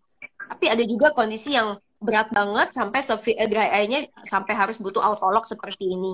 Tapi biasanya seperti yang aku bilang, itu kurva itu sangat berlaku untuk semua orang. Kurva yang tadi yang saya bilang aktif itu biasanya 70% pasien akan di bawah 1 tahun itu akan mengalami perbaikan. Jadi akan terjadi yang stabil. Ya, tapi sekali lagi walaupun stabil itu tidak akan kembali seperti semula seperti sebelum kejadian Graves ophthalmopathy karena matanya itu sudah terjadi yang tadi sel-sel yang hipertrofi, hiperplasia itu sudah terjadi. Bahkan sudah terjadi yang scarring atau yang bekas lukanya itu sudah terjadi. Oke, baik dok. Nah dok, untuk tadi kan dokter sudah memberikan PPT ya, gambar gitu ya, informasi tentang GO ini. Boleh nggak sekalian kita tampilkan nanti dok mungkin di Instagram kita sebagai infografis dok, sekalian kurvanya tadi ya dok. Boleh. Supaya teman-teman bisa istilahnya mengerti gitu ya, kondisinya itu seperti apa jika misalkan memang sesuai dengan kondisi tersebut atau ada di kondisi tersebut, bisa segera untuk diperiksa atau tertangani gitu. Oke, nah dok, ini ada pertanyaan, apakah ada kaitannya GO dengan glukoma? Ya, jadi memang karena peningkatan tekanan yang tadi yang aku cerita, salah satunya itu juga bisa terjadi peningkatan tekanan intraokular.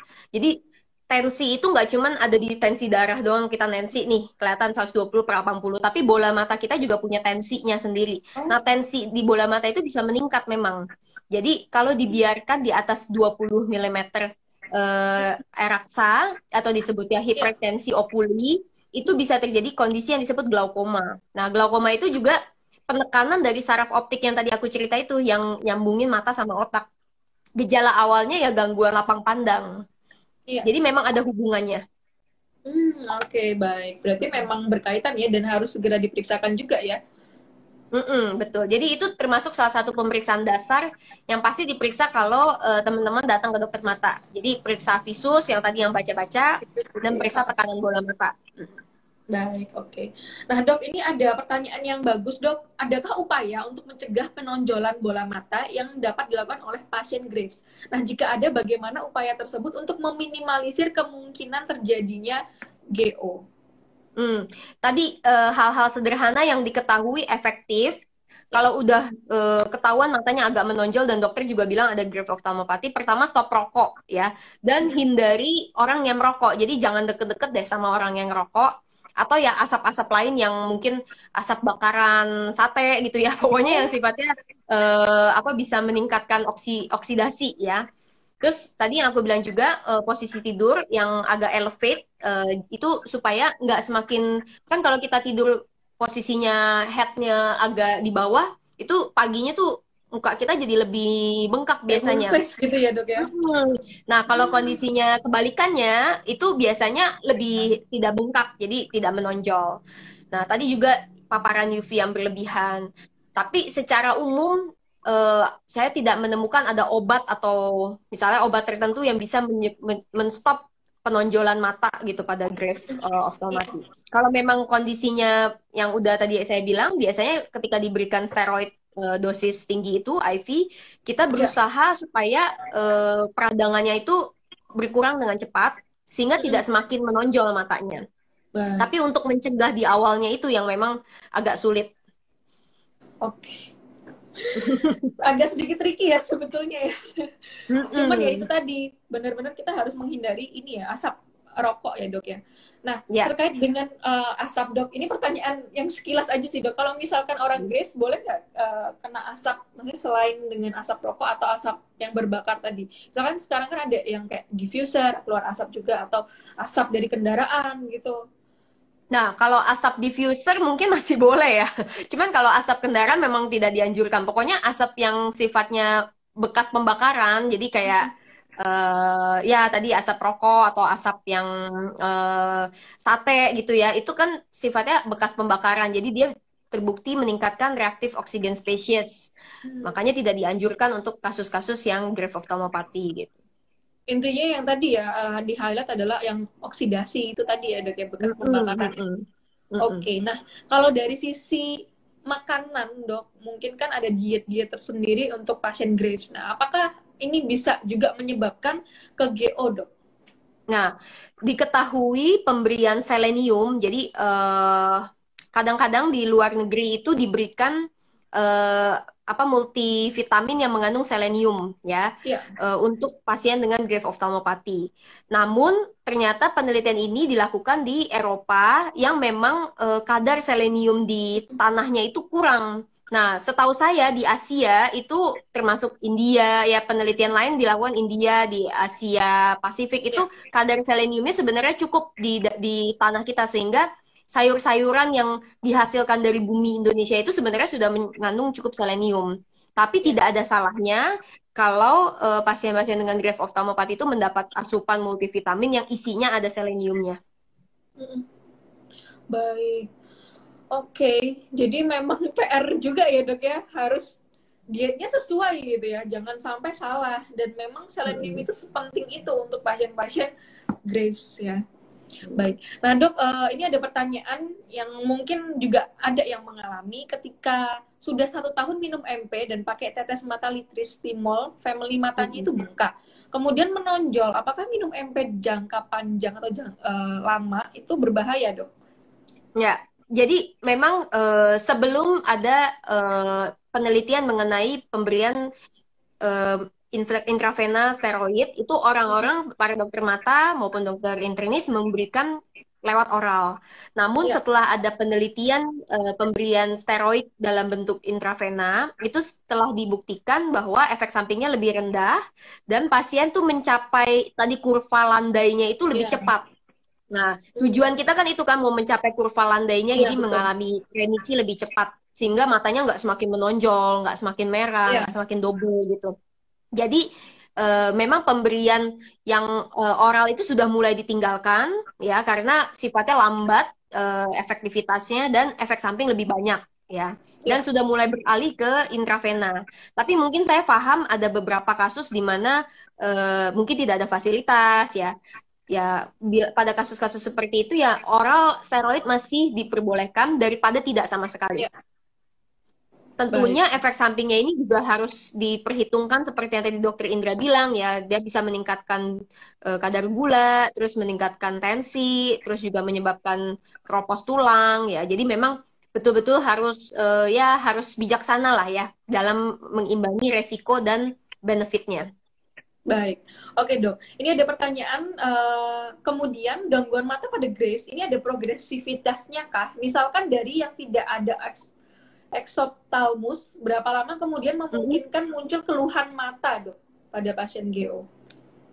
Ya, sorry, mungkin pada pasien Graves ya maksudnya ya. Karena kalau Iya, sekali pada kita udah bilang jadi kalau kita sebut pasien grave itu kita Graves, memang perlu kita perlu cek dulu dia udah sampai di level mana, mild, moderate atau severe. Biasanya kalau kita ketemu di kasus mild itu kita cukup kasih tetes dan tadi ya kondisi euthyroid, hindari paparan asap rokok dan biasanya tidak progres ya. Cuman kalau kita ketemunya udah dalam kondisi yang moderate atau severe ya pastinya gejalanya sudah lebih prominent, sudah lebih kelihatan. ya. Jadi memang udah menonjol matanya. Jadi ya pada kondisi seperti ini kita berikan tadi yang steroid IV untuk mencegah dia semakin progres. Karena kalau nggak diapa-apain pasti makin progres. Iya. Oke. Berarti memang harus secepatnya ditangani ya, Dok, ya, kalau sudah kayak Harus secepatnya ditangani. Tadi yang Dokter Indra katakan udah sangat betul bahwa kondisi grave ini sebaiknya memang dirujuk juga ke dokter mata karena mau tahu scoringnya sudah sampai mana, mild, moderate, severe, atau bahkan sight threatening. Karena kan gejala yang tadi gangguan lapang pandang, gangguan warna itu kadang-kadang suka miss gitu kalau nggak ya. diperiksa. Oke, Dok. Nah, kan tadi terkait dengan makanan ya, Dok. Ini juga menyambung pertanyaan tentang makanan. Selain selenium, itu adakah yang lain, Dok, yang bisa istilahnya dihindari oleh pasien Graves? Yang dihindari ya, Dok, ya malah. Yang dihindari ya. Kalau Graves makanan atau yang ophthalmopathy. gitu. Kalau makanan yang dihindari sih aku belum pernah baca, tapi ya itu aktivitas yang dihindari yang tadi ya, yang asap Ya. rokok ya. Asap rokok, UV secara berlebihan. Oke. Nah, Dok, ketika pasien Graves itu kan memang apa namanya, kalau sudah GO itu kan ada kayak penglihatannya agak sedikit buram, tadi dokter bilang ada terganggu. Nah, boleh nggak olahraganya itu agak sedikit mungkin ada olahraga khusus atau memang ya udah olahraga seperti biasa saja gitu? Kalau menurut saya pribadi sih tidak ada restriksi dari olahraga tertentu, tapi mungkin kalau misalnya yoga dengan posisi kepala di bawah, jadi ada posisi-posisi olahraga yang mungkin kepalanya lebih rendah daripada badannya, itu memang bisa memperberat kongesti dari ininya kelopak matanya jadi semakin bengkak. Tapi secara umum olahraga tidak dibatasi. Baik, oke. Nah, Dok, ini terkait dengan pasien, ada matanya juga kondisinya +2, kemudian silinder juga, dan saat ini memakai lensa progresif. Ini juga pasien Graves sebaiknya dicek tiap berapa bulan sekali ya untuk seperti itu? Nah, kalau jangka waktu cek berapa bulan sekalinya itu, biasanya saya berdasarkan scoring. Tadi yang Dokter Indra juga sebutkan, selain scoring yang YouGoGo, yang tadi yang untuk treatment pengobatan steroid, juga ada yang disebut CAS score. Nah, CAS score ini nanti dari CAS score-nya 1-7 di visit pertama dan 1-10 di visit yang kedua, itu dia menentukan berikutnya nanti kontrolnya berapa bulan sekali gitu ya. Kalau CAS score-nya tinggi artinya lagi kondisinya aktif, biasanya kita perlu ketemu pasien cukup sering ya, bisa 1 bulan sekali. Cuman kalau CAS score-nya rendah itu bisa dipanjangkan, bisa 3 bulan, bisa 6 bulan. Oke. Baik. Nah dok, ini ada pertanyaan, kalau mata saya menonjol, sudah menonjol ya dok ya berarti, dan dicurigai Graves tapi TRAB-nya negatif, itu bagaimana dok? Nah, setahu saya selain TRAB ada lagi jenis antibodi lain yang seperti anti TPO ya. Tapi mungkin dokter Indra lebih paham ya mengenai hal Ya, ini dibanding saya. nanti kita Nanti coba bisa ditanya lagi. Tapi memang ada kondisi-kondisi yang TRAB-nya negatif, jadi perlu dicari tahu apakah ada antibodi yang lain seperti anti TPO gitu. Oke, berarti memang harus ini ya dicek kalau misalkan memang TRAB negatif tapi ternyata masih ada gangguan mata, mungkin ada sesuatu yang lain yang harus diperiksa ya dok ya, dan ini harus dikonsultasikan kepada dokter endokrin yang menangani. Oke dokter Valen, sudah jelas semua pertanyaannya terjawab. Nah kita akan invite kembali ke dokter Indra untuk join, nanti kita bareng untuk closing. Sebentar. Nah, mungkin ada 1-2 patah kata dok untuk teman-teman Pita Tosca yang terkena Graves oftalmopati maupun teman-teman pejuang tiroid yang lain sebelum kita closing dok. Ya jadi sahabat-sahabat Pita Tosca ini aku rasa luar biasa banget ya karena berjuang gitu loh ya untuk kasus hipertiroid ya atau hipotiroidnya. Nah sebenarnya dengan meningkatkan awareness mengenai Graves oftalmopati itu udah sangat baik dengan komunitas seperti ini. Jadi terus bergabung dengan komunitas ini dan juga ya tadi yang paling penting hindarin asap rokok, hindarin UV berlebih, dan tetap harus cek mata secara rutin. Dan nurut sama dokter Indra. Ini kebetulan ada dokter Indra. Halo, dokter Valen. Halo, tadi nggak baru ketemu virtual ini ya. Dok, ada pertanyaan yang menggelitik dok. Tadi dokter Valen sempat sangat menyinggung dokter Indra. Ketika kondisi pasien itu memang TRAB-nya negatif, tapi dicurigai matanya sudah menonjol. Nah, lantas bagaimana? Ya, itu pada kasus Graves atau bukan? Pada kasus Graves. Graves. TRAB-nya negatif loh, dok. Iya, pada Graves TRAB-nya negatif. Ada 10% yang negatif pada Graves. Jadi TRAB itu nggak mutlak harus ada pada Graves. Maka itu triasnya TRAB bukan masuk trias diagnosis untuk Graves. Jadi 90% pada Graves itu TRAB-nya memang positif ya, 10%-nya negatif.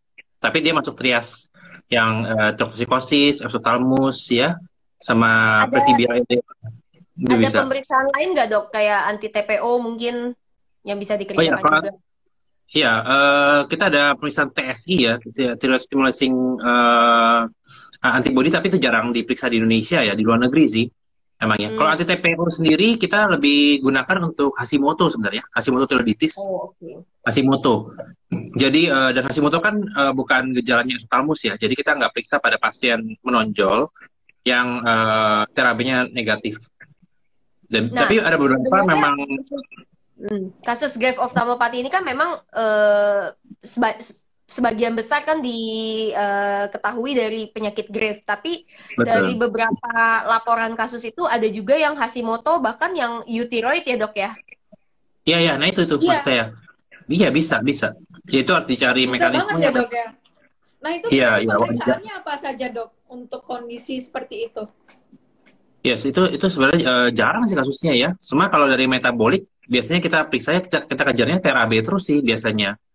Tapi kalau pada kasus yang TRAB-nya negatif tapi bukan Graves, itu kita exclude dari GO itu, bukan Graves oftalmopati.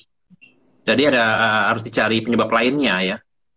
Tapi kalau misalkan dia masuk kategori Graves tapi TRAB-nya negatif, ya ada salah satunya ATSI itu bisa kita periksa. Tapi Indonesia sih jarang ya, kita nggak pernah periksa itu ya. Di luar negeri itu. Di lab swasta gitu ada nggak dok? Enggak. Sejauh ini kita periksanya TRAB aja biasanya ya. Makanya hal seperti ini yang agak kita curigai itu penyebabnya dari Graves, tapi bukan ada pada kasus euthyroid itu harus banyak diskusi sama dokter mata memang untuk dicari penyebabnya apa, metabolik, sistemik, atau memang localized, emang hipertrofi lokal ya dari mata ya. Kalau bukan dari sistemik, dari lokal ya. Biasanya dokter mata juga akan lakukan MRI dari rombongan kita, Betul. Karena ada beberapa hallmark atau kelainan yang khas untuk grave, kayak contohnya pembesaran otot yang sifatnya kayak botol Coca-Cola gitu. Jadi kalau pada kondisi yang seperti itu kayaknya klinisnya tuh grave banget, tapi ternyata TRAB-nya negatif, biasanya juga kita akan konsultasi juga sama dokter endokrin. Kira-kira nih bagaimana treatment untuk tiroidnya gitu. Karena aku pernah temuin juga malah yang TRAB-nya negatif, tapi gejalanya tuh khas banget, grave disease gitu, exophthalmusnya, gambaran Iya betul, MRI-nya betul. gitu. Iya betul, betul. Iya betul. Makanya itu pasti saya bilang. Makanya TRAB itu bukan masuk kriteria diagnosis Graves, bukan. Iya. Ya, triasnya bukan itu, tapi memang itu salah satu penunjang.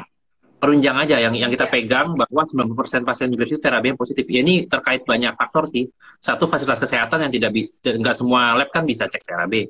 Kedua, kedua juga masalah biaya ya. BPJS sudah pasti nggak tanggung lah itu. Terus kedua juga biaya secara swasta juga itu jutaan sih, satu koma ya, 1, jadi cukup besar juga. Jadi kita sangat selektif untuk pasien-pasien yang memang mampu laksana baru kita periksa. Jadi tanpa TRAB pun kita udah bisa diagnosis Graves, bisa. Apalagi udah ada exophthalmos, itu sign yang sangat penting sebenarnya ya. Tapi kalau saya juga pernah ketemu tuh di konsulkan waktu saya PPDS di RCM ya, itu dokter matanya juga emang exophthalmos pasiennya, tapi gejalanya juga mengarah ke Graves. Cuma periksaan tiroidnya semua normal. Jadi TSH, T4 ya itu normal ya. Kita exclude ini bukan masalah tiroid, jadi harus dievaluasi ke penyakit yang lainnya gitu. Nah itu pernah sih nemu juga kayak gitu. Memang. Soalnya ini juga ada pertanyaan lanjutan, Dok. Kalau kondisinya seperti itu, tidak dicek TRAB-nya negatif, kemudian tidak ada follow up lagi, update dengan dokter mata, lantas harus kemana lagi gitu dari sisi pasien? Sebenarnya sih kalau untuk ya sorry, ini untuk dokter lain dulu deh. Biasanya sih kita nggak akan kalau memang gejalanya exophthalmos, kita nggak akan lepas, maksudnya nggak akan bilang ya oke ya nggak ada apa-apa gitu. Akan tetap di-treat sesuai dengan tadi yang scoring yang kita udah ngobrolin bareng-bareng. Ya, yang penting kondisi tiroidnya optimal dan kita memang nggak temukan kelainan yang lain di gambaran MRI-nya, seperti kasus kayak pseudotumor orbitan atau kasus kayak ada misalnya tumor yang menekan gitu, jadi menyebabkan exophthalmos gitu. Jadi selama tidak ada kelainan yang lain ya kita akan tetap treat sesuai dengan klasifikasi yang tadi aku jelasin. Iya, tetap harus ditangani ya, Dok ya. Nah, dari Dokter Indra sendiri, Dok, dan ketika misalkan di kota tersebut tidak ada endokrinnya, Dok, hanya SPPD gitu. Ya, saya rasa sih untuk penyakit Graves atau tiroid ini sudah masuk kompetensi penyakit dalam juga, ya. Udah masuk kompetensi internis, jadi udah harus bisa dokter internis menterapi pasien Graves. Cuman memang kalau bidangnya endokrin kita lebih dalam aja, lebih detail, mungkin lebih agresif juga. Ya, jadi sama kayak dokter Fani tadi bilang kan, untuk mentreatment Graves sebelum jadi komplikasi, salah satunya kan GO, itu memang treatmentnya harus agresif, jadi harus cepat buat remisi. Makanya saya bilang, saya cuma punya waktu 1 bulan ngurangin T4, 6 bulan ngurangin TSH. Ya, dan yang bersyukur semuanya rata-rata sih pada berhasil ya. Cuman ketemu di lapangan, banyak kan yang sampai bertahun-tahun juga TSH-nya belum normal. Ya, itu kelihatannya mungkin dari sisi agresivitas treatment aja ya. Kadang-kadang beda-beda antar dokter gitu. Baik, oke Dok. Terima kasih Dokter Indra dan Dokter Valen atas penjelasannya. Mungkin tadi Dokter Indra belum mengucapkan, saya minta tolong untuk sepatah 2 patah kata untuk pejuang tiroid, Dok, khususnya untuk yang Graves disease. Oh iya, saya rasa ya penyakit Graves sebenarnya banyak sekali ya. Ini kesini nih sejak pandemi malah saya lihat makin banyak. Ya mungkin makin banyak pasien saya yang hiper ya, yang hipo memang nggak terlalu banyak, tapi yang hiper tuh makin meningkat. Ya saya rasa ini sampai sekarang sih memang dasarnya kan ya, sebagian besar kita sebutkan autoimun ya, ditandai dengan terapi itu, walaupun nggak semua bisa periksa. Tapi ada 10% yang memang negatif ya, jadi bukan harus positif ya. Dan juga pemicunya sampai saat ini juga masih banyak tanda tanya sebenarnya. Ya, ya kita bilangnya autoimun ya, genetik ya semua itu bisa jadi memang faktor risiko. Tapi salah satunya stresor juga itu sekarang menjadi faktor yang dominan ya, stresor ya. Jadi di musim pandemi gini ya nggak hanya Indonesia sih, semua negara juga pada stres ya. Jadi saya rasa pasien kita juga tetap kena imbasnya. Jadi banyak sekali yang muncul Graves dan hipertiroid yang baru. Jadi makin banyak pasiennya, jujur aja sih ya. Tiap hari saya praktek nggak sebanyak sebelum pandemi. Sebelum pandemi saya sih biasa ya. Tapi habis pandemi ini, sejak pandemi ini meningkat yang kasus Graves disease. Nah jadi pesan saya ya, saya rasa eh, kita tetap harus menjagalah. Ujung-ujungnya apa sih penyakit itu? Penyakit kan terjadi karena pola hidup kita yang nggak sehat ya. Di samping ada faktor keturunan, faktor-faktor yang kita nggak bisa ubah lah. Tapi faktor yang kita bisa ubah, ya kita ubah. Contohnya apa? Pola hidup yang sehat. Ya, tadi Dr. Valen udah banyak sekali bicara ya untuk menghindari asap-asap yang sifatnya oksidatif, oksidan itu penting sekali. Ya, karena itu hal-hal yang nggak hanya bagian mata, tapi juga bisa merusak ke bagian yang lainnya ya. Jadi pola hidup yang sehat, ya teman-teman sekalian makan, minum yang sehat, cukup istirahat, kurangi stres ya. Dan juga jika memang Anda terdiagnosis Graves dan hipertiroid ya, satu konsultasikan ke dokter Anda secara yang tepat ya, yang tepat ya, ke dalam hal ini ya kalau nggak internis endokrin ya. Tadi ada pasien saya beberapa kali saya bilang salah ke dokter spesialis mana, akhirnya dioper lagi ke memang ke internis ya atau endokrin. Yang kedua, ikuti dokternya ya. Kalau dokternya bilang kontrol 1 bulan, 1 bulan. Kalau kontrol bilang 2 bulan, 2 bulan ya. Banyak kan yang lupa lah segala macam, putus obat. Nah kalau putus obat itu ulang dari awal itu ya. Jadi Mengerikan ada itu, Dok. iya itu kan kayak obat TB aja, obat TB 6 bulan. Terjadi juga Nah, gitu. Banyak. iya makanya jadi kalau Anda putus, dokternya udah anggap itu mantan, udah nggak dipakai. Jadi itu yang baru lagi ya, itu yang baru treatment dari awal lagi ya. Kalau dibilang 2 tahun ya dari awal. Jangan putus. Nah jadi kedua, obat teratur. Jangan skip, jangan lupa, jangan bolong. Penting ya. Nah, bedanya metimazole, kabimasol, atau tyrosol itu lebih simpel. Ya, once a day. Ada yang split cuma 2 kali sehari, jarang lah 3 kali sehari.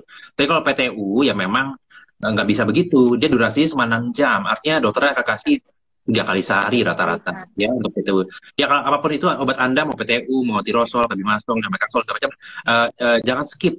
Ikuti dosis teraturnya, jangan skip, dan ya yang terakhir ini penting, kontrol teratur termasuk lab ya. Kalau labnya terlalu lama ya, kalau terlalu lama nggak bisa ngatur dosis obatnya, ujung-ujungnya Anda nggak pernah bisa revisi dengan optimal.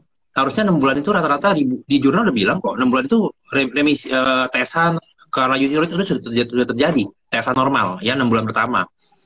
Kalau 6 bulan sudah dioptimalkan tapi belum juga normal, maka Anda termasuk mungkin kategori yang radio iodine, radio ablasi. Itu yang TRAB-nya tinggi. Itu dokternya sudah selektif dari sana, udah kelihatan. Jadi kita bisa menilai ini pasien bakal ke obat oral atau RAI atau operasi ya. Jadi tetap semangat ya. Kita punya tim yang ya dokter endokrin nggak banyak 134, tapi kita siap lah ya.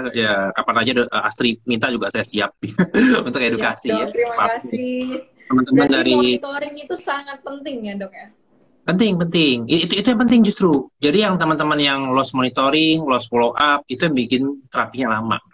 Itu yang bertahun-tahun sampai 10 tahun lebih, saya bingung ada pasien belum lepas obat. Akhirnya saya selesaikan dalam 6 bulan tuh selesai. Kasihan juga ya lama-lama minum obat.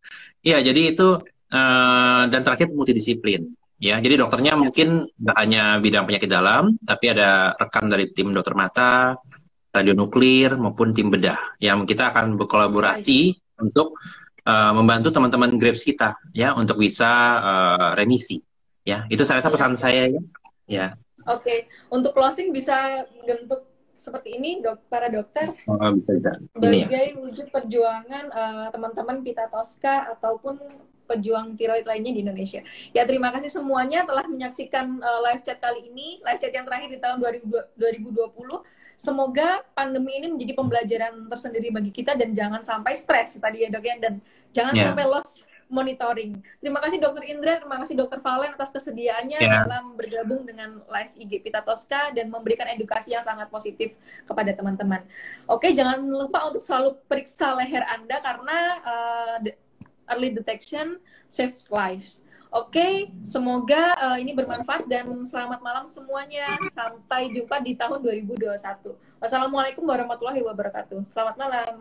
Ya, malam.